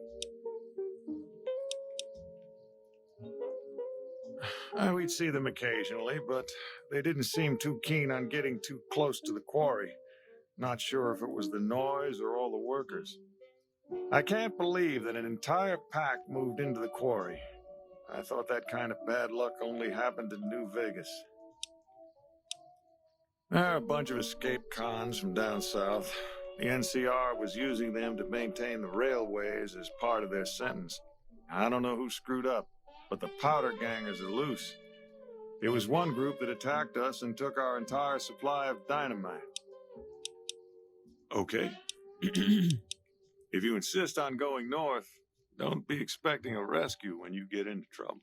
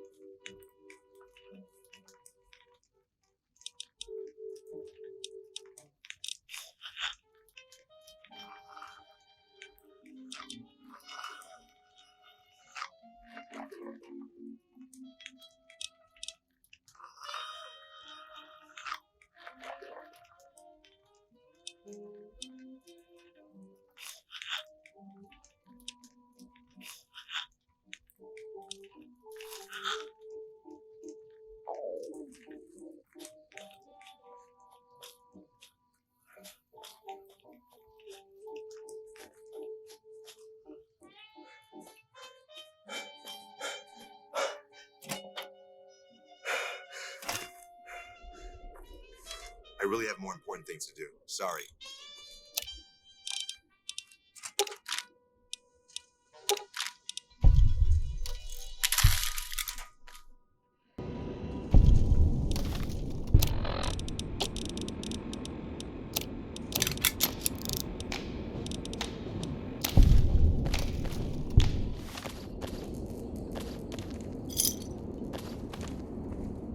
Let me ask you a question. What's the tastiest thing you've ever eaten? Yeah, can you believe some people still eat that stuff? Anyway, I've got this recipe for a Deathclaw omelet that I've been itching to try out. Trouble is, I need a Deathclaw egg. Kinda obvious, I suppose. My great-aunt Rose ran a bed and breakfast back in California, in a town called MODOV. She's the one who created the recipe in the first place. I don't know how she managed to get a hold of a female Deathclaw, but she kept it in a shed. Aunt Rose had a steady supply of eggs for her omelets. At least, she did until some stranger came along and killed the Deathclaw, shot it right in the eye. The quarry just north of here is full of Deathclaws, so there's bound to be an egg or two in there somewhere. Of course, a Deathclaw egg from anywhere will do. According to my Aunt Rose, those things have a ridiculously long shelf life. I don't have much in the way of money, but I'd be willing to share the secret of the recipe. All right. Do you need anything to eat or drink? Sure. What did you want to know? Oh, I'm not. I'm making my way to New Vegas. They say anything goes there. And best of all, the NCR can't mess it up for you. I'll get there eventually. I've heard that you can't even get into the Strip unless you're rich. Born and raised, things back in California are better than they've ever been, according to my grandpa. The raiders are mostly gone now, and it's easy enough to get a job at one of the mills or farms. But now there's taxes and laws and other things. The NCR keeps things safe and orderly, but it's all very boring. So I came out east, towards the frontier.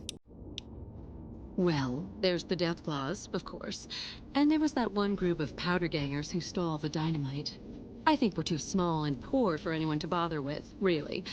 I keep a weapon near my bunk, though. Same as everybody here. All right. Do you need anything to eat or drink? Yeah? All right. Do you need anything to eat or drink? Sure thing.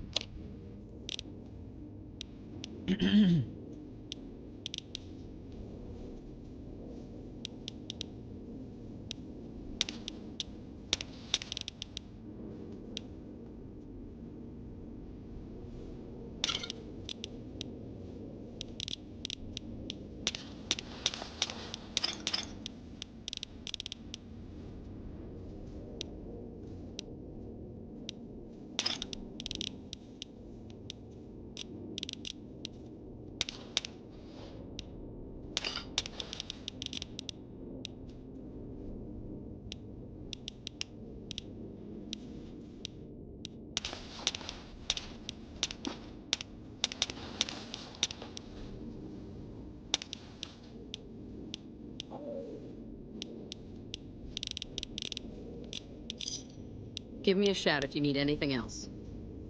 All right, then.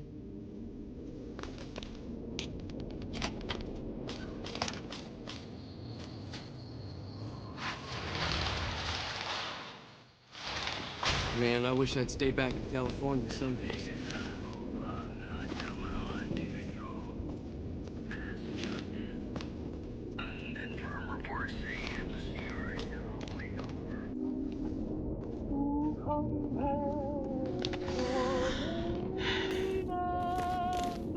I hope they don't close the monorail back to I need the money. You need something? I'd noticed Snuffles limping, but I didn't realize the problem was that serious. Thanks. That beast helps keep spirits up around here. Yep. This is a dangerous place, human, especially for your kind. I suggest you turn back. There's nothing good waiting for you further on. You must have heard her radio broadcast. Though why a human would follow her invitation here is beyond me, unless you didn't listen very closely. The voice on the radio belongs to Tabitha, the supreme commander of Black Mountain, or as she calls it, the state of Utopia. She took control of this place almost 2 years ago. The super mutants here do whatever she says, and she says humans are to be killed on sight.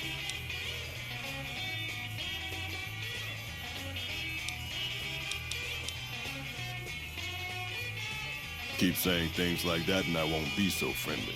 Not every super mutant is a brain-damaged brute. Many of us are just as intelligent as basic humans, and the rest don't really have any choice in the matter, do they? And none taken, since you apologize. For years, Black Mountain was a peaceful community. Its leader, Marcus, broadcast an invitation to mutants throughout the wasteland.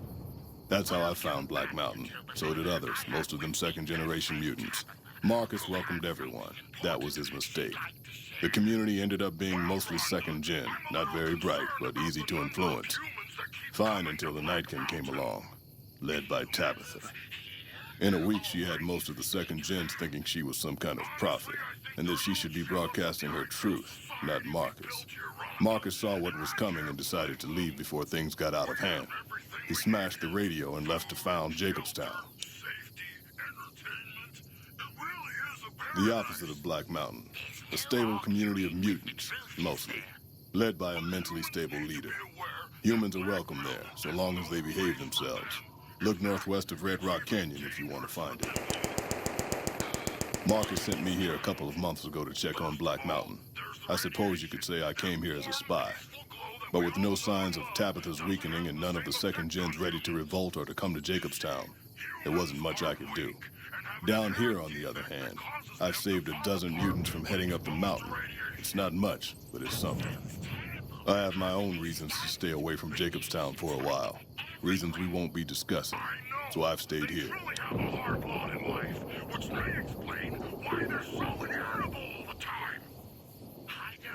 Not all super mutants were created equal, or at the same time, or for the same purpose. The first generation tends to be smarter, stronger, and more civilized, I suppose you could say, than the ones made later, save the Nightkin. Yes, and it's not something I care to discuss with one of your kind. If you have some insatiable curiosity about the matter, talk to Marcus in Jacobstown. He's more patient with such questions than I am. There's a sad story behind that. Marcus smashed it just fine, but while we were gone, some ghoul named Raoul came along. Tabitha turned him into her personal mechanic. A slave, really. See, if I'd been standing down here, I could have warned him before it was too late. The Nightkin are vicious in combat, and that's if you see them coming. Most don't. They were created to be soldiers and given devices to camouflage them in battle. Unfortunately, the devices drove most of them mad over time. They spend most of their time at the top of the mountain, but patrol the roads after dark as well. You do well to avoid the mountain at night.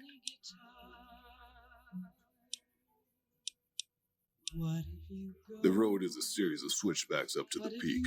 There are 3 blockades plus patrols. Sneaking past them would be difficult. Just before the peak is a kind of shanty village. More second gens there. And then there's Tabitha's compound, heavily guarded by her Nightkin. The road is a series of switchbacks up. Just before the peak is a kind of shanty village. Yes, I hear that sometimes. And then I never see the people who said it again. Still hanging about? Help would improve the odds. Help might just make the difference. All right, if you're good enough at what you do to meet me in the village up near the peak, we can talk further. I'll have a plan by the time I see you, if I see you. Good luck. It's going to be a lot harder for you to get up there than it will be for me.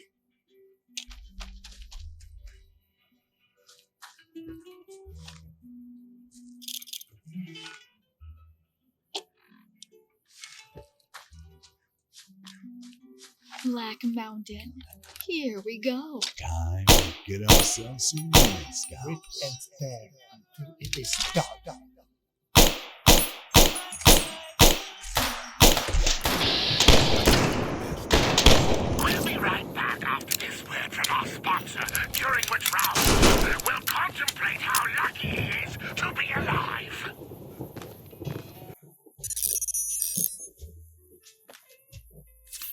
washed up. Let's get back to the fight.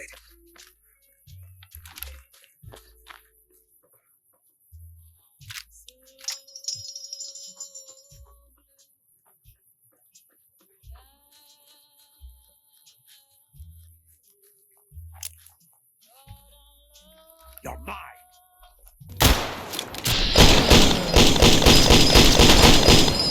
You're gonna fucking die.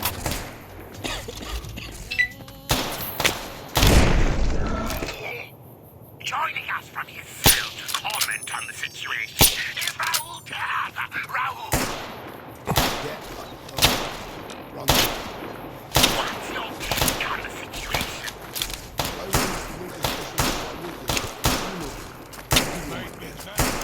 We'll be right back after this word from our sponsor, during which Raoul will contemplate how lucky he is to be alive. It's a sin to say that I don't miss you. When people know I'm still in love, I'm sure you're happy with another who shares the love I couldn't win. Why pretend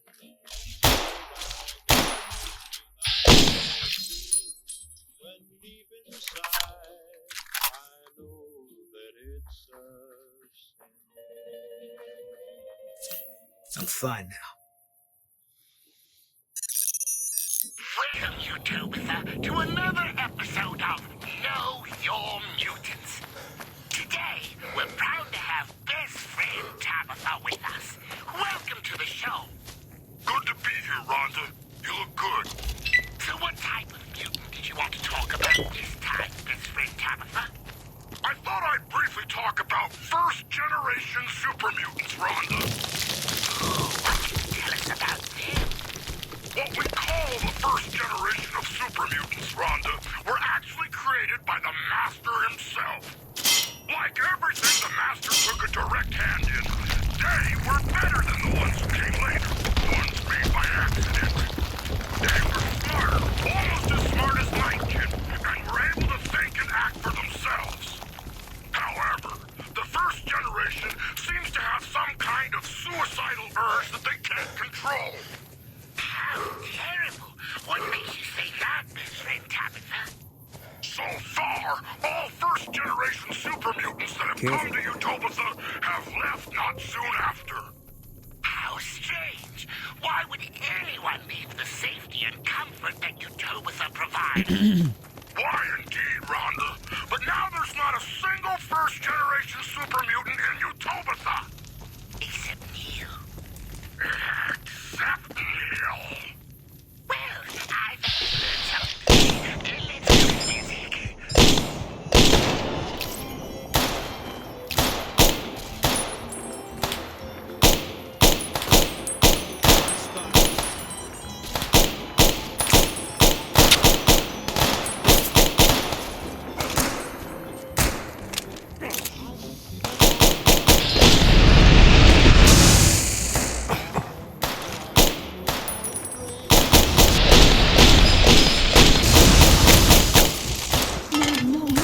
Dumbass.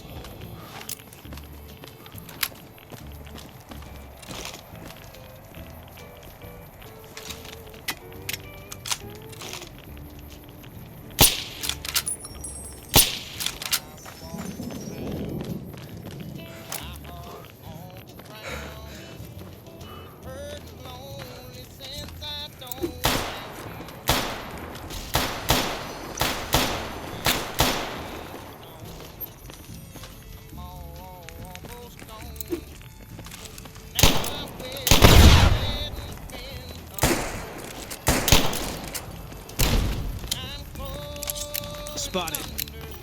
Can't run from me. All right. It's over. I'm fine now.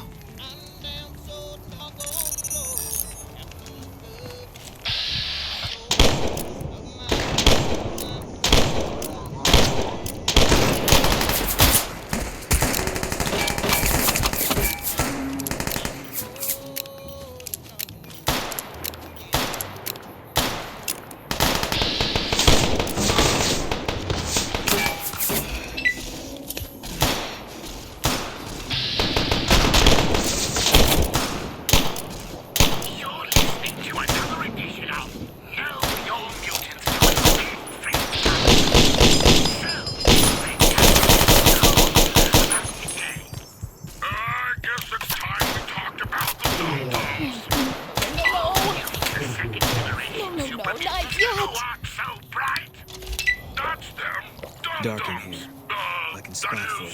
Keep it on target.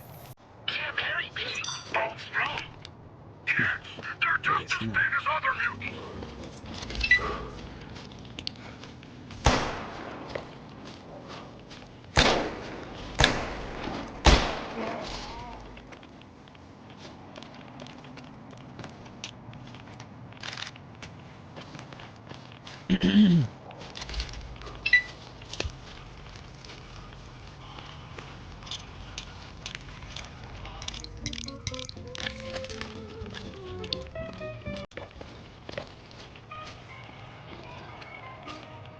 A pleasant surprise to see you made it. I'm ready to get started if you are. Here's the plan. The gate to Tabitha's compound is guarded by several nightmen, all of them using devices that make them invisible. I'm going to draw them away from the gate by telling them I spotted an intruder in the village. Then you slip in. Good luck. We're going to need it.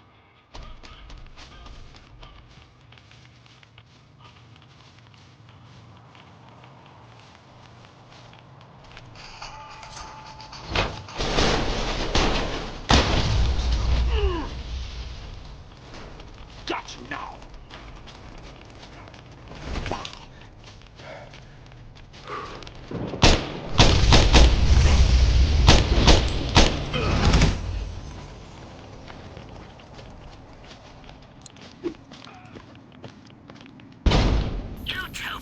I'm here with best friend Tabitha, who has a message from all the dum-dums out there. It's come to my attention that some of you dum-dums must be a little too seriously in the past when I warned you about the battle cattle. While battle cattle are indeed a dangerous foe, they are one that can be fought ferociously. Recently, I've heard of several instances where some of you have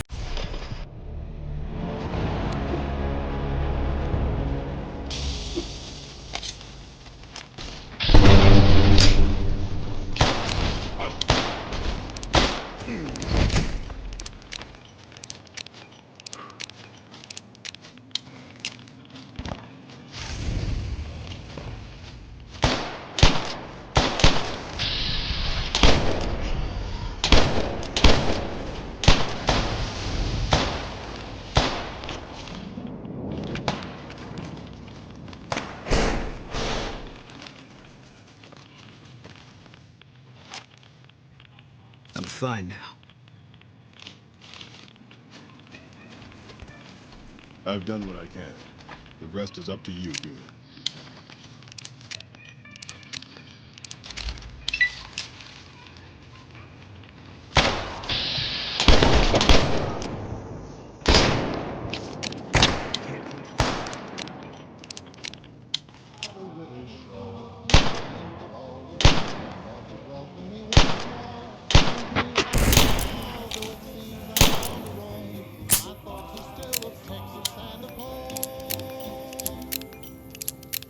Take him out.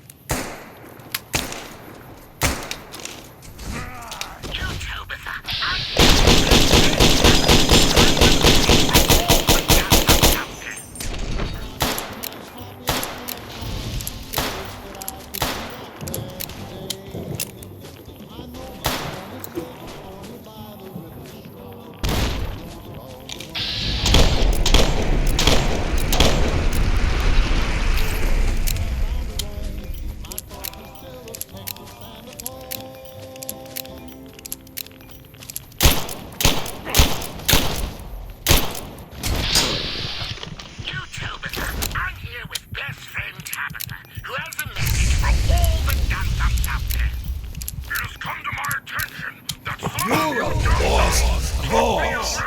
Die already! When I warned you about the battle cattle! Well, You're a lost cause! I've heard about several incidents where some of you have been running away.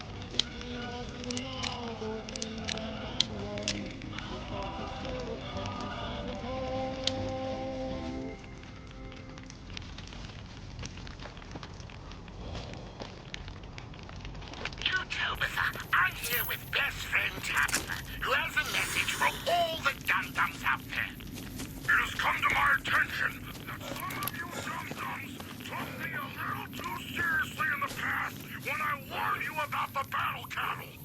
While battle cattle are indeed a dangerous foe, they are one that should be fought ferociously. Recently, I've heard about several incidents where some of you have been running away from a fight where battle cattle were involved.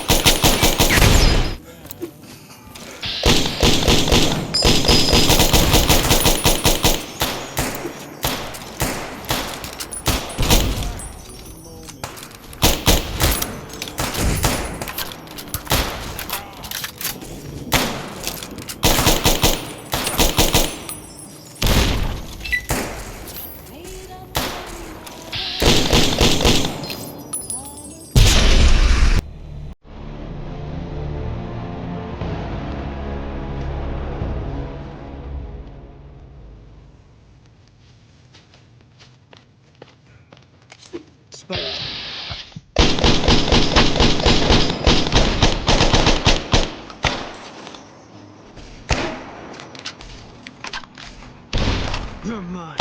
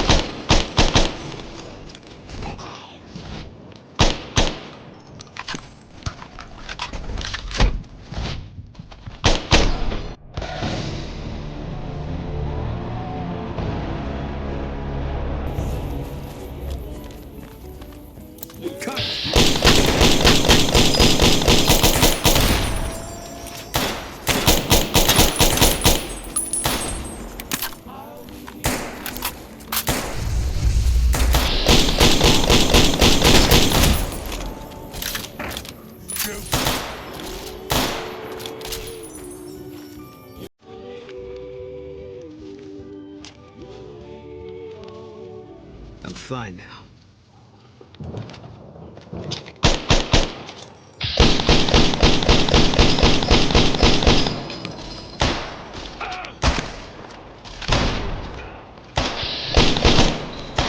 Can't run from me.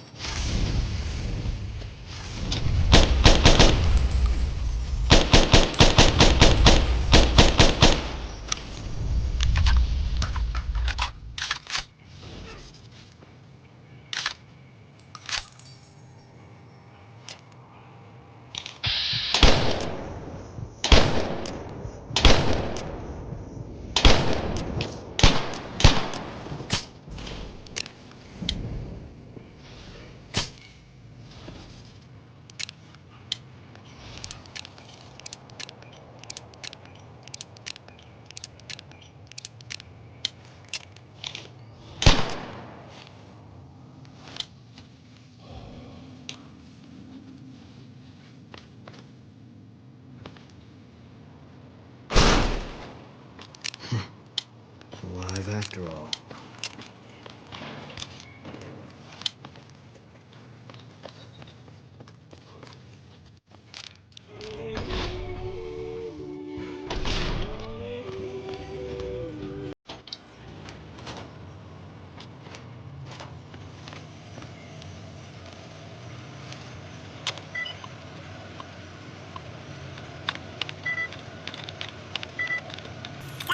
Once again with our beloved leader, best friend Tabitha. Why don't you tell our listeners what you just told me? I was just saying that I think there's a fundamental misunderstanding about the mutants here in the state of Utopia. And what would that be?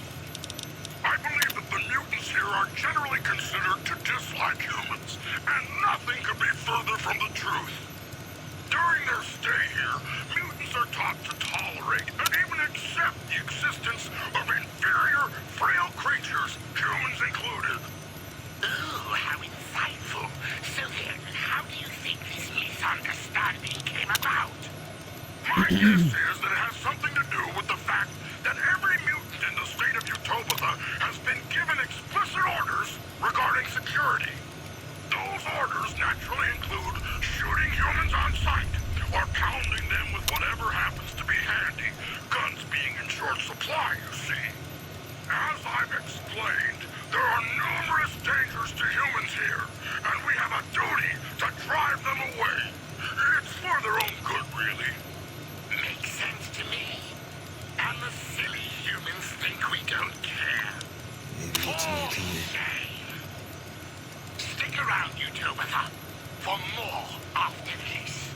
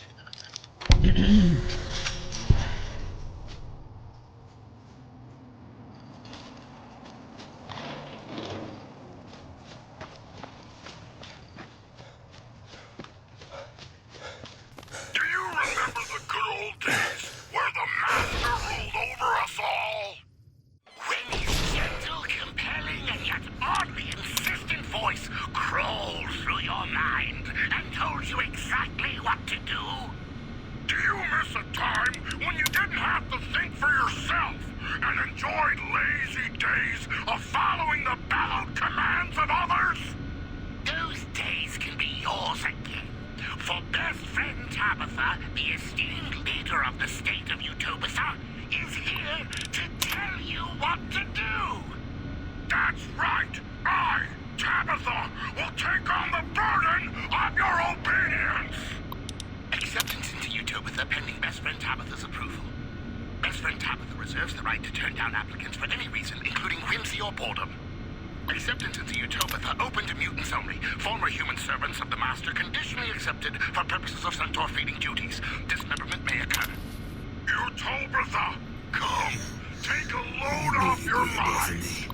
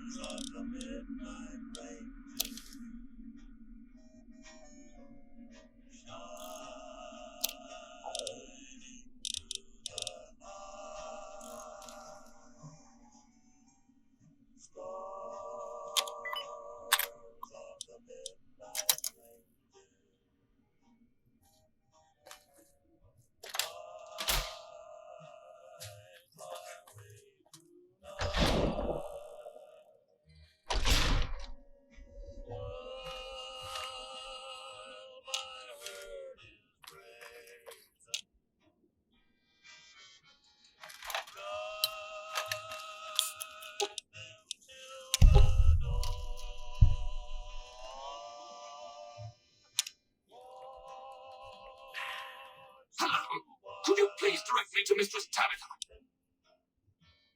Thank you very much. My internal clock says it's been 6 years, 52 days, 40 minutes, and 13 seconds since I last spoke to her. I hope she hasn't gotten lonely.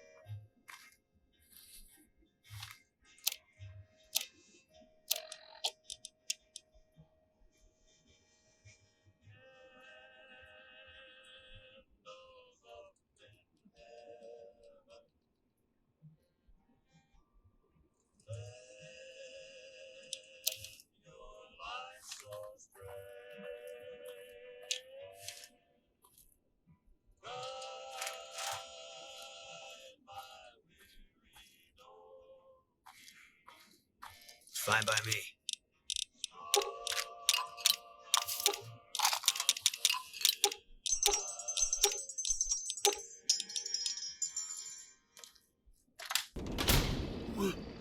Rhonda?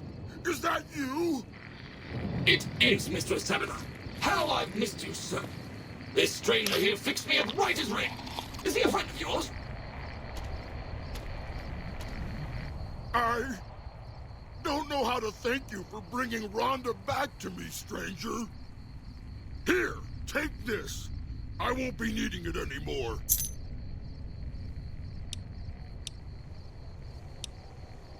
I don't know. It's been so long since I lost Rhonda that I'm not sure. Mistress Tabitha, we should be heading off. Our journey has been much delayed, but we can catch up if we hurry. Come along now. Yes, Rhonda.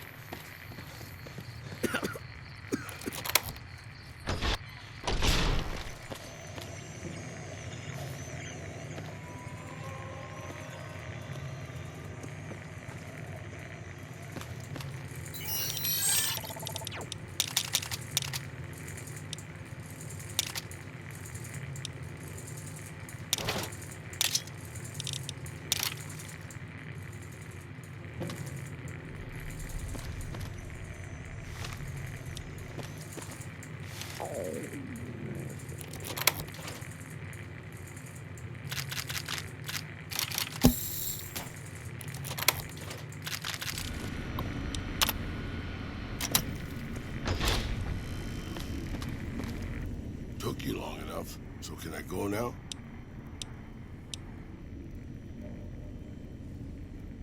Sorry. I assumed the only reason you'd fight past a horde of super mutants and pick the lock on my cell is if you heard my cry for help on the radio. But maybe you're just sightseeing. So since the door's open and all, can I go now? So, Name's Raul. Raul Alfonso Tejada. I'm the mechanic around here. No. No, boss. I'm a prisoner of the crazy super mutant with the wig and the glasses. I was kind of hoping you were here to set me free. But maybe I'm not a pretty enough damsel for that. Huh? Probably because it used to be Miguel's. Whoever he was. How about if you let me go, huh, boss? Sure, boss. I'd be happy to prolong my captivity and psychological abuse to tighten some lug nuts for you.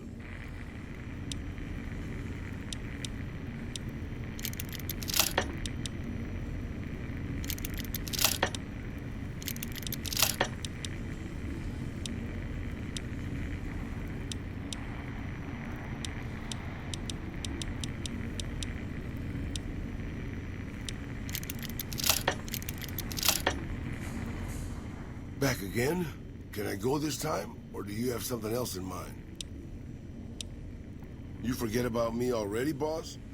You sure you didn't take a blow to the head or something? My name is Raul Alfonso Tejada. Can I leave now, or did you want to ask me again in 5 minutes? Alrighty then. I'll just head out, alone, by myself, into the dangerous waste.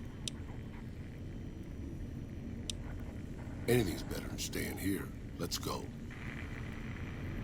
What can I do for you, boss? Sure, boss. What do you want to know? You forget about me already, boss? You sure you didn't take a blow to the head or something? My name is Raul Alfonso Tejada.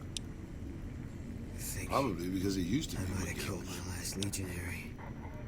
I'm an open book, boss. Granted, the book's in Spanish and some of the pages have fallen out, but I'm an open book. I was born just outside Mexico City. My family had a little ranch there. I'm an open book, boss. Old enough to know better, boss. Old enough to know better.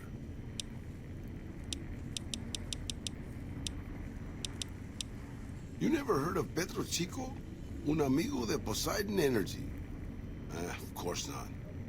They were an oil company in Mexico back before the war.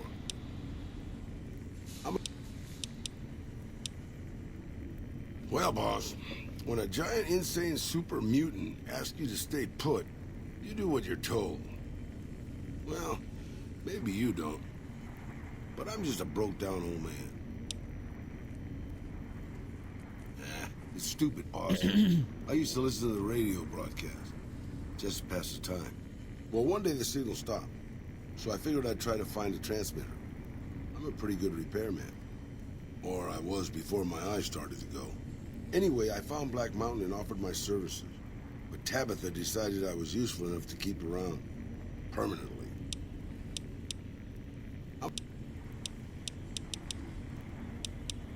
I'm not much use besides being a portable encyclopedia, really. I guess you could use me as a pack Brahmin. But my knees aren't so good anymore.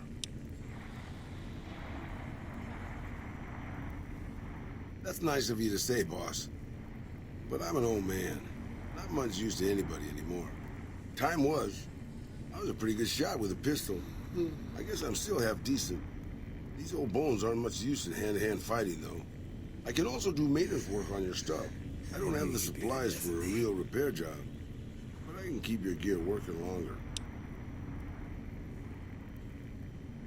Yeah, maybe you can introduce them to me. If we find them. Because I've never met one. Anything to hold your attention, boss. Questions, boss? You mean you don't know everything there is to know already?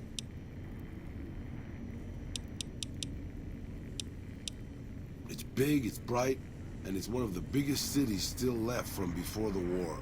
Well, mostly anyway. Used to be just a curiosity. The buildings were pre-war, but it's just as full of raiders and barbarian tribes as any place else. Then Mr. House took over, got the power turned back on, and got the tribes reformed into something civilized. And now they run his casinos for him.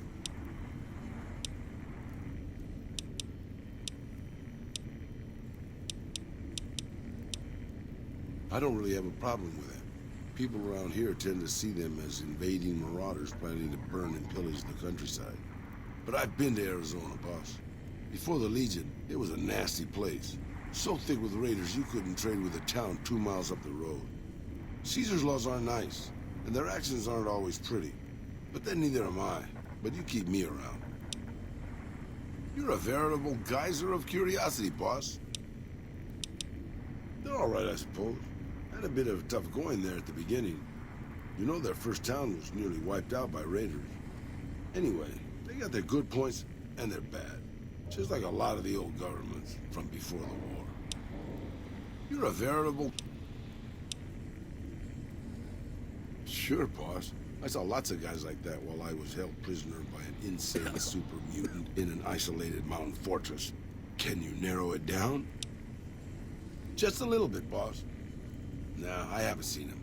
Sound like a city slicker, though. Might try looking on the strip. Just how old do you think I am, boss? Because I can pretty much guarantee I'm older than that. Let me tell you a story from before the Great War. Everybody knew Robert House. He was a genius, a superstar. Founded Romco at 22. Dated Hollywood starlets, the works. They say he saved Las Vegas. I was in Mexico City when the bombs dropped. Even from there, we could see House's defensive rockets shooting down the incoming missiles. Everybody assumed he died in the war. Maybe he did. But his robots are still out there roaming the waste. And now, Mr. House rules New Vegas.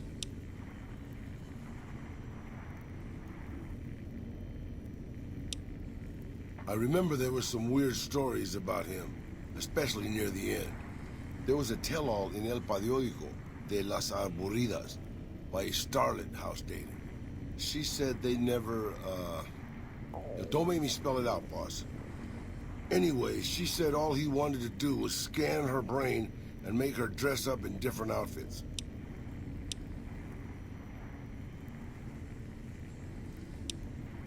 It was quite the scandal, at least in the Latin American tabloid journalism market. Maybe not. Maybe the new guy is just a clever raider chief with knowledge of history. Maybe he just left his trust for his robots to carry out in his name.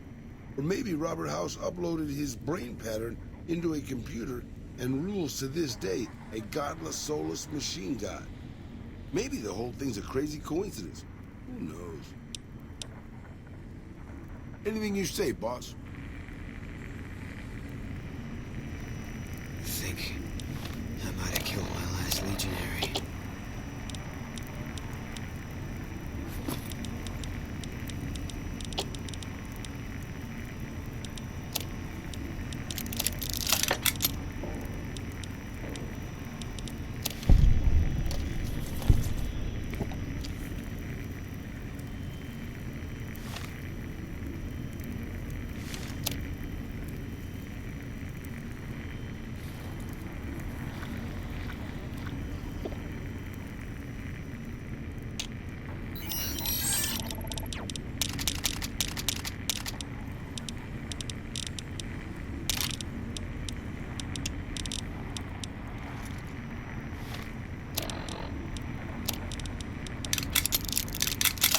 Have you ever burned someone alive and listened to him scream?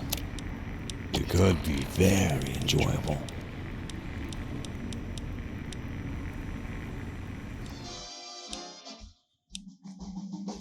Yeah, twice. Actually, the first time was more like half my body. Knocked me out of the ranges. This time, it's mostly just a reminder of how useless I've gotten. A few years back, got a tip that some Legion slavers were holed up in this burnt-out house, not too far from where we were. We get there, and it's deserted. No sign anyone's been behind me. Nothing. As we're leaving, I hear something behind me. Turn around. And there's this kid, just skin and bone, and he's looking up at us. He's scared half to death. Been hiding in the closet. I go to grab him out of there, and I notice he's holding something in his hand. Something metal. He shuts himself back inside the closet, and that's when I see the grenade he's left by my feet. They do it a lot. The Legion, using kids. They know we'll hesitate. Anyway, that was the first time. Second time, I fell down those stairs in front of the motel. Just in case I got to thinking, I'd put it all behind me.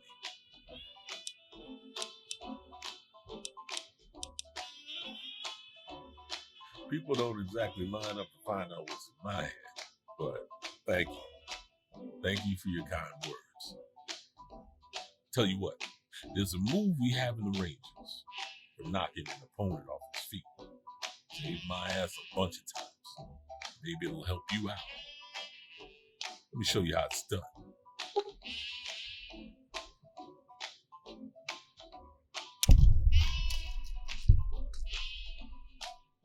Yeah.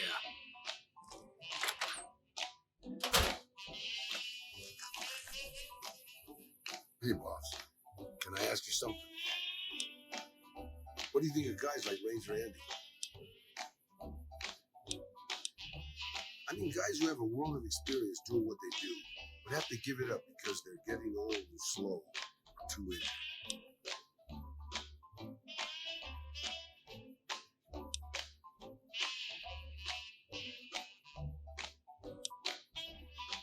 Maybe, yeah, I guess you got a point there. Not really, boss. No. I grew up in a place called Hidalgo Ranch, just outside Mexico City. It wasn't much, just a bit of a farm, with a house for 3 generations of Tejada. I wasn't the best behaved kid. I was quick with my hands, with a pistol or a wrench, and I wasn't afraid to get into fights over it. I never killed anybody, but I had my share of run-ins with the police. Mostly my family kept me in line. This was before the war. We were far enough away from Mexico City when the bombs fell that we missed the worst of it. But things got bad quick. Just a few days after Mexico City was vaporized, refugees started pouring down the road to our ranch. We helped who we could, but there were so many. Eventually, my father started turning people away before we ran out of food. Things got violent. My father and I got our guns, and we drove them off. About 24 men came back in the night after we'd gone to sleep. They set fire to the ranch house and barred the doors from the outside. My whole family was trapped inside. I smelled the smoke, and I got myself and my little sister Rafaela out through a window with everyone else. My parents, my grandmother, my 2 brothers, and 2 of my sisters all died. Rafaela and I ran. We were pursued by some of the men who attacked our home, but I was always a good shot. The ones who came after us, I killed. The rest, I left be. I had to take care of Rafaela, not throw my life away on revenge. Maybe, I don't know. All I know is that for all my skills with a pistol, I couldn't help them. Anyway, that was weighing on my mind. Thanks for letting me get it out in the open, boss.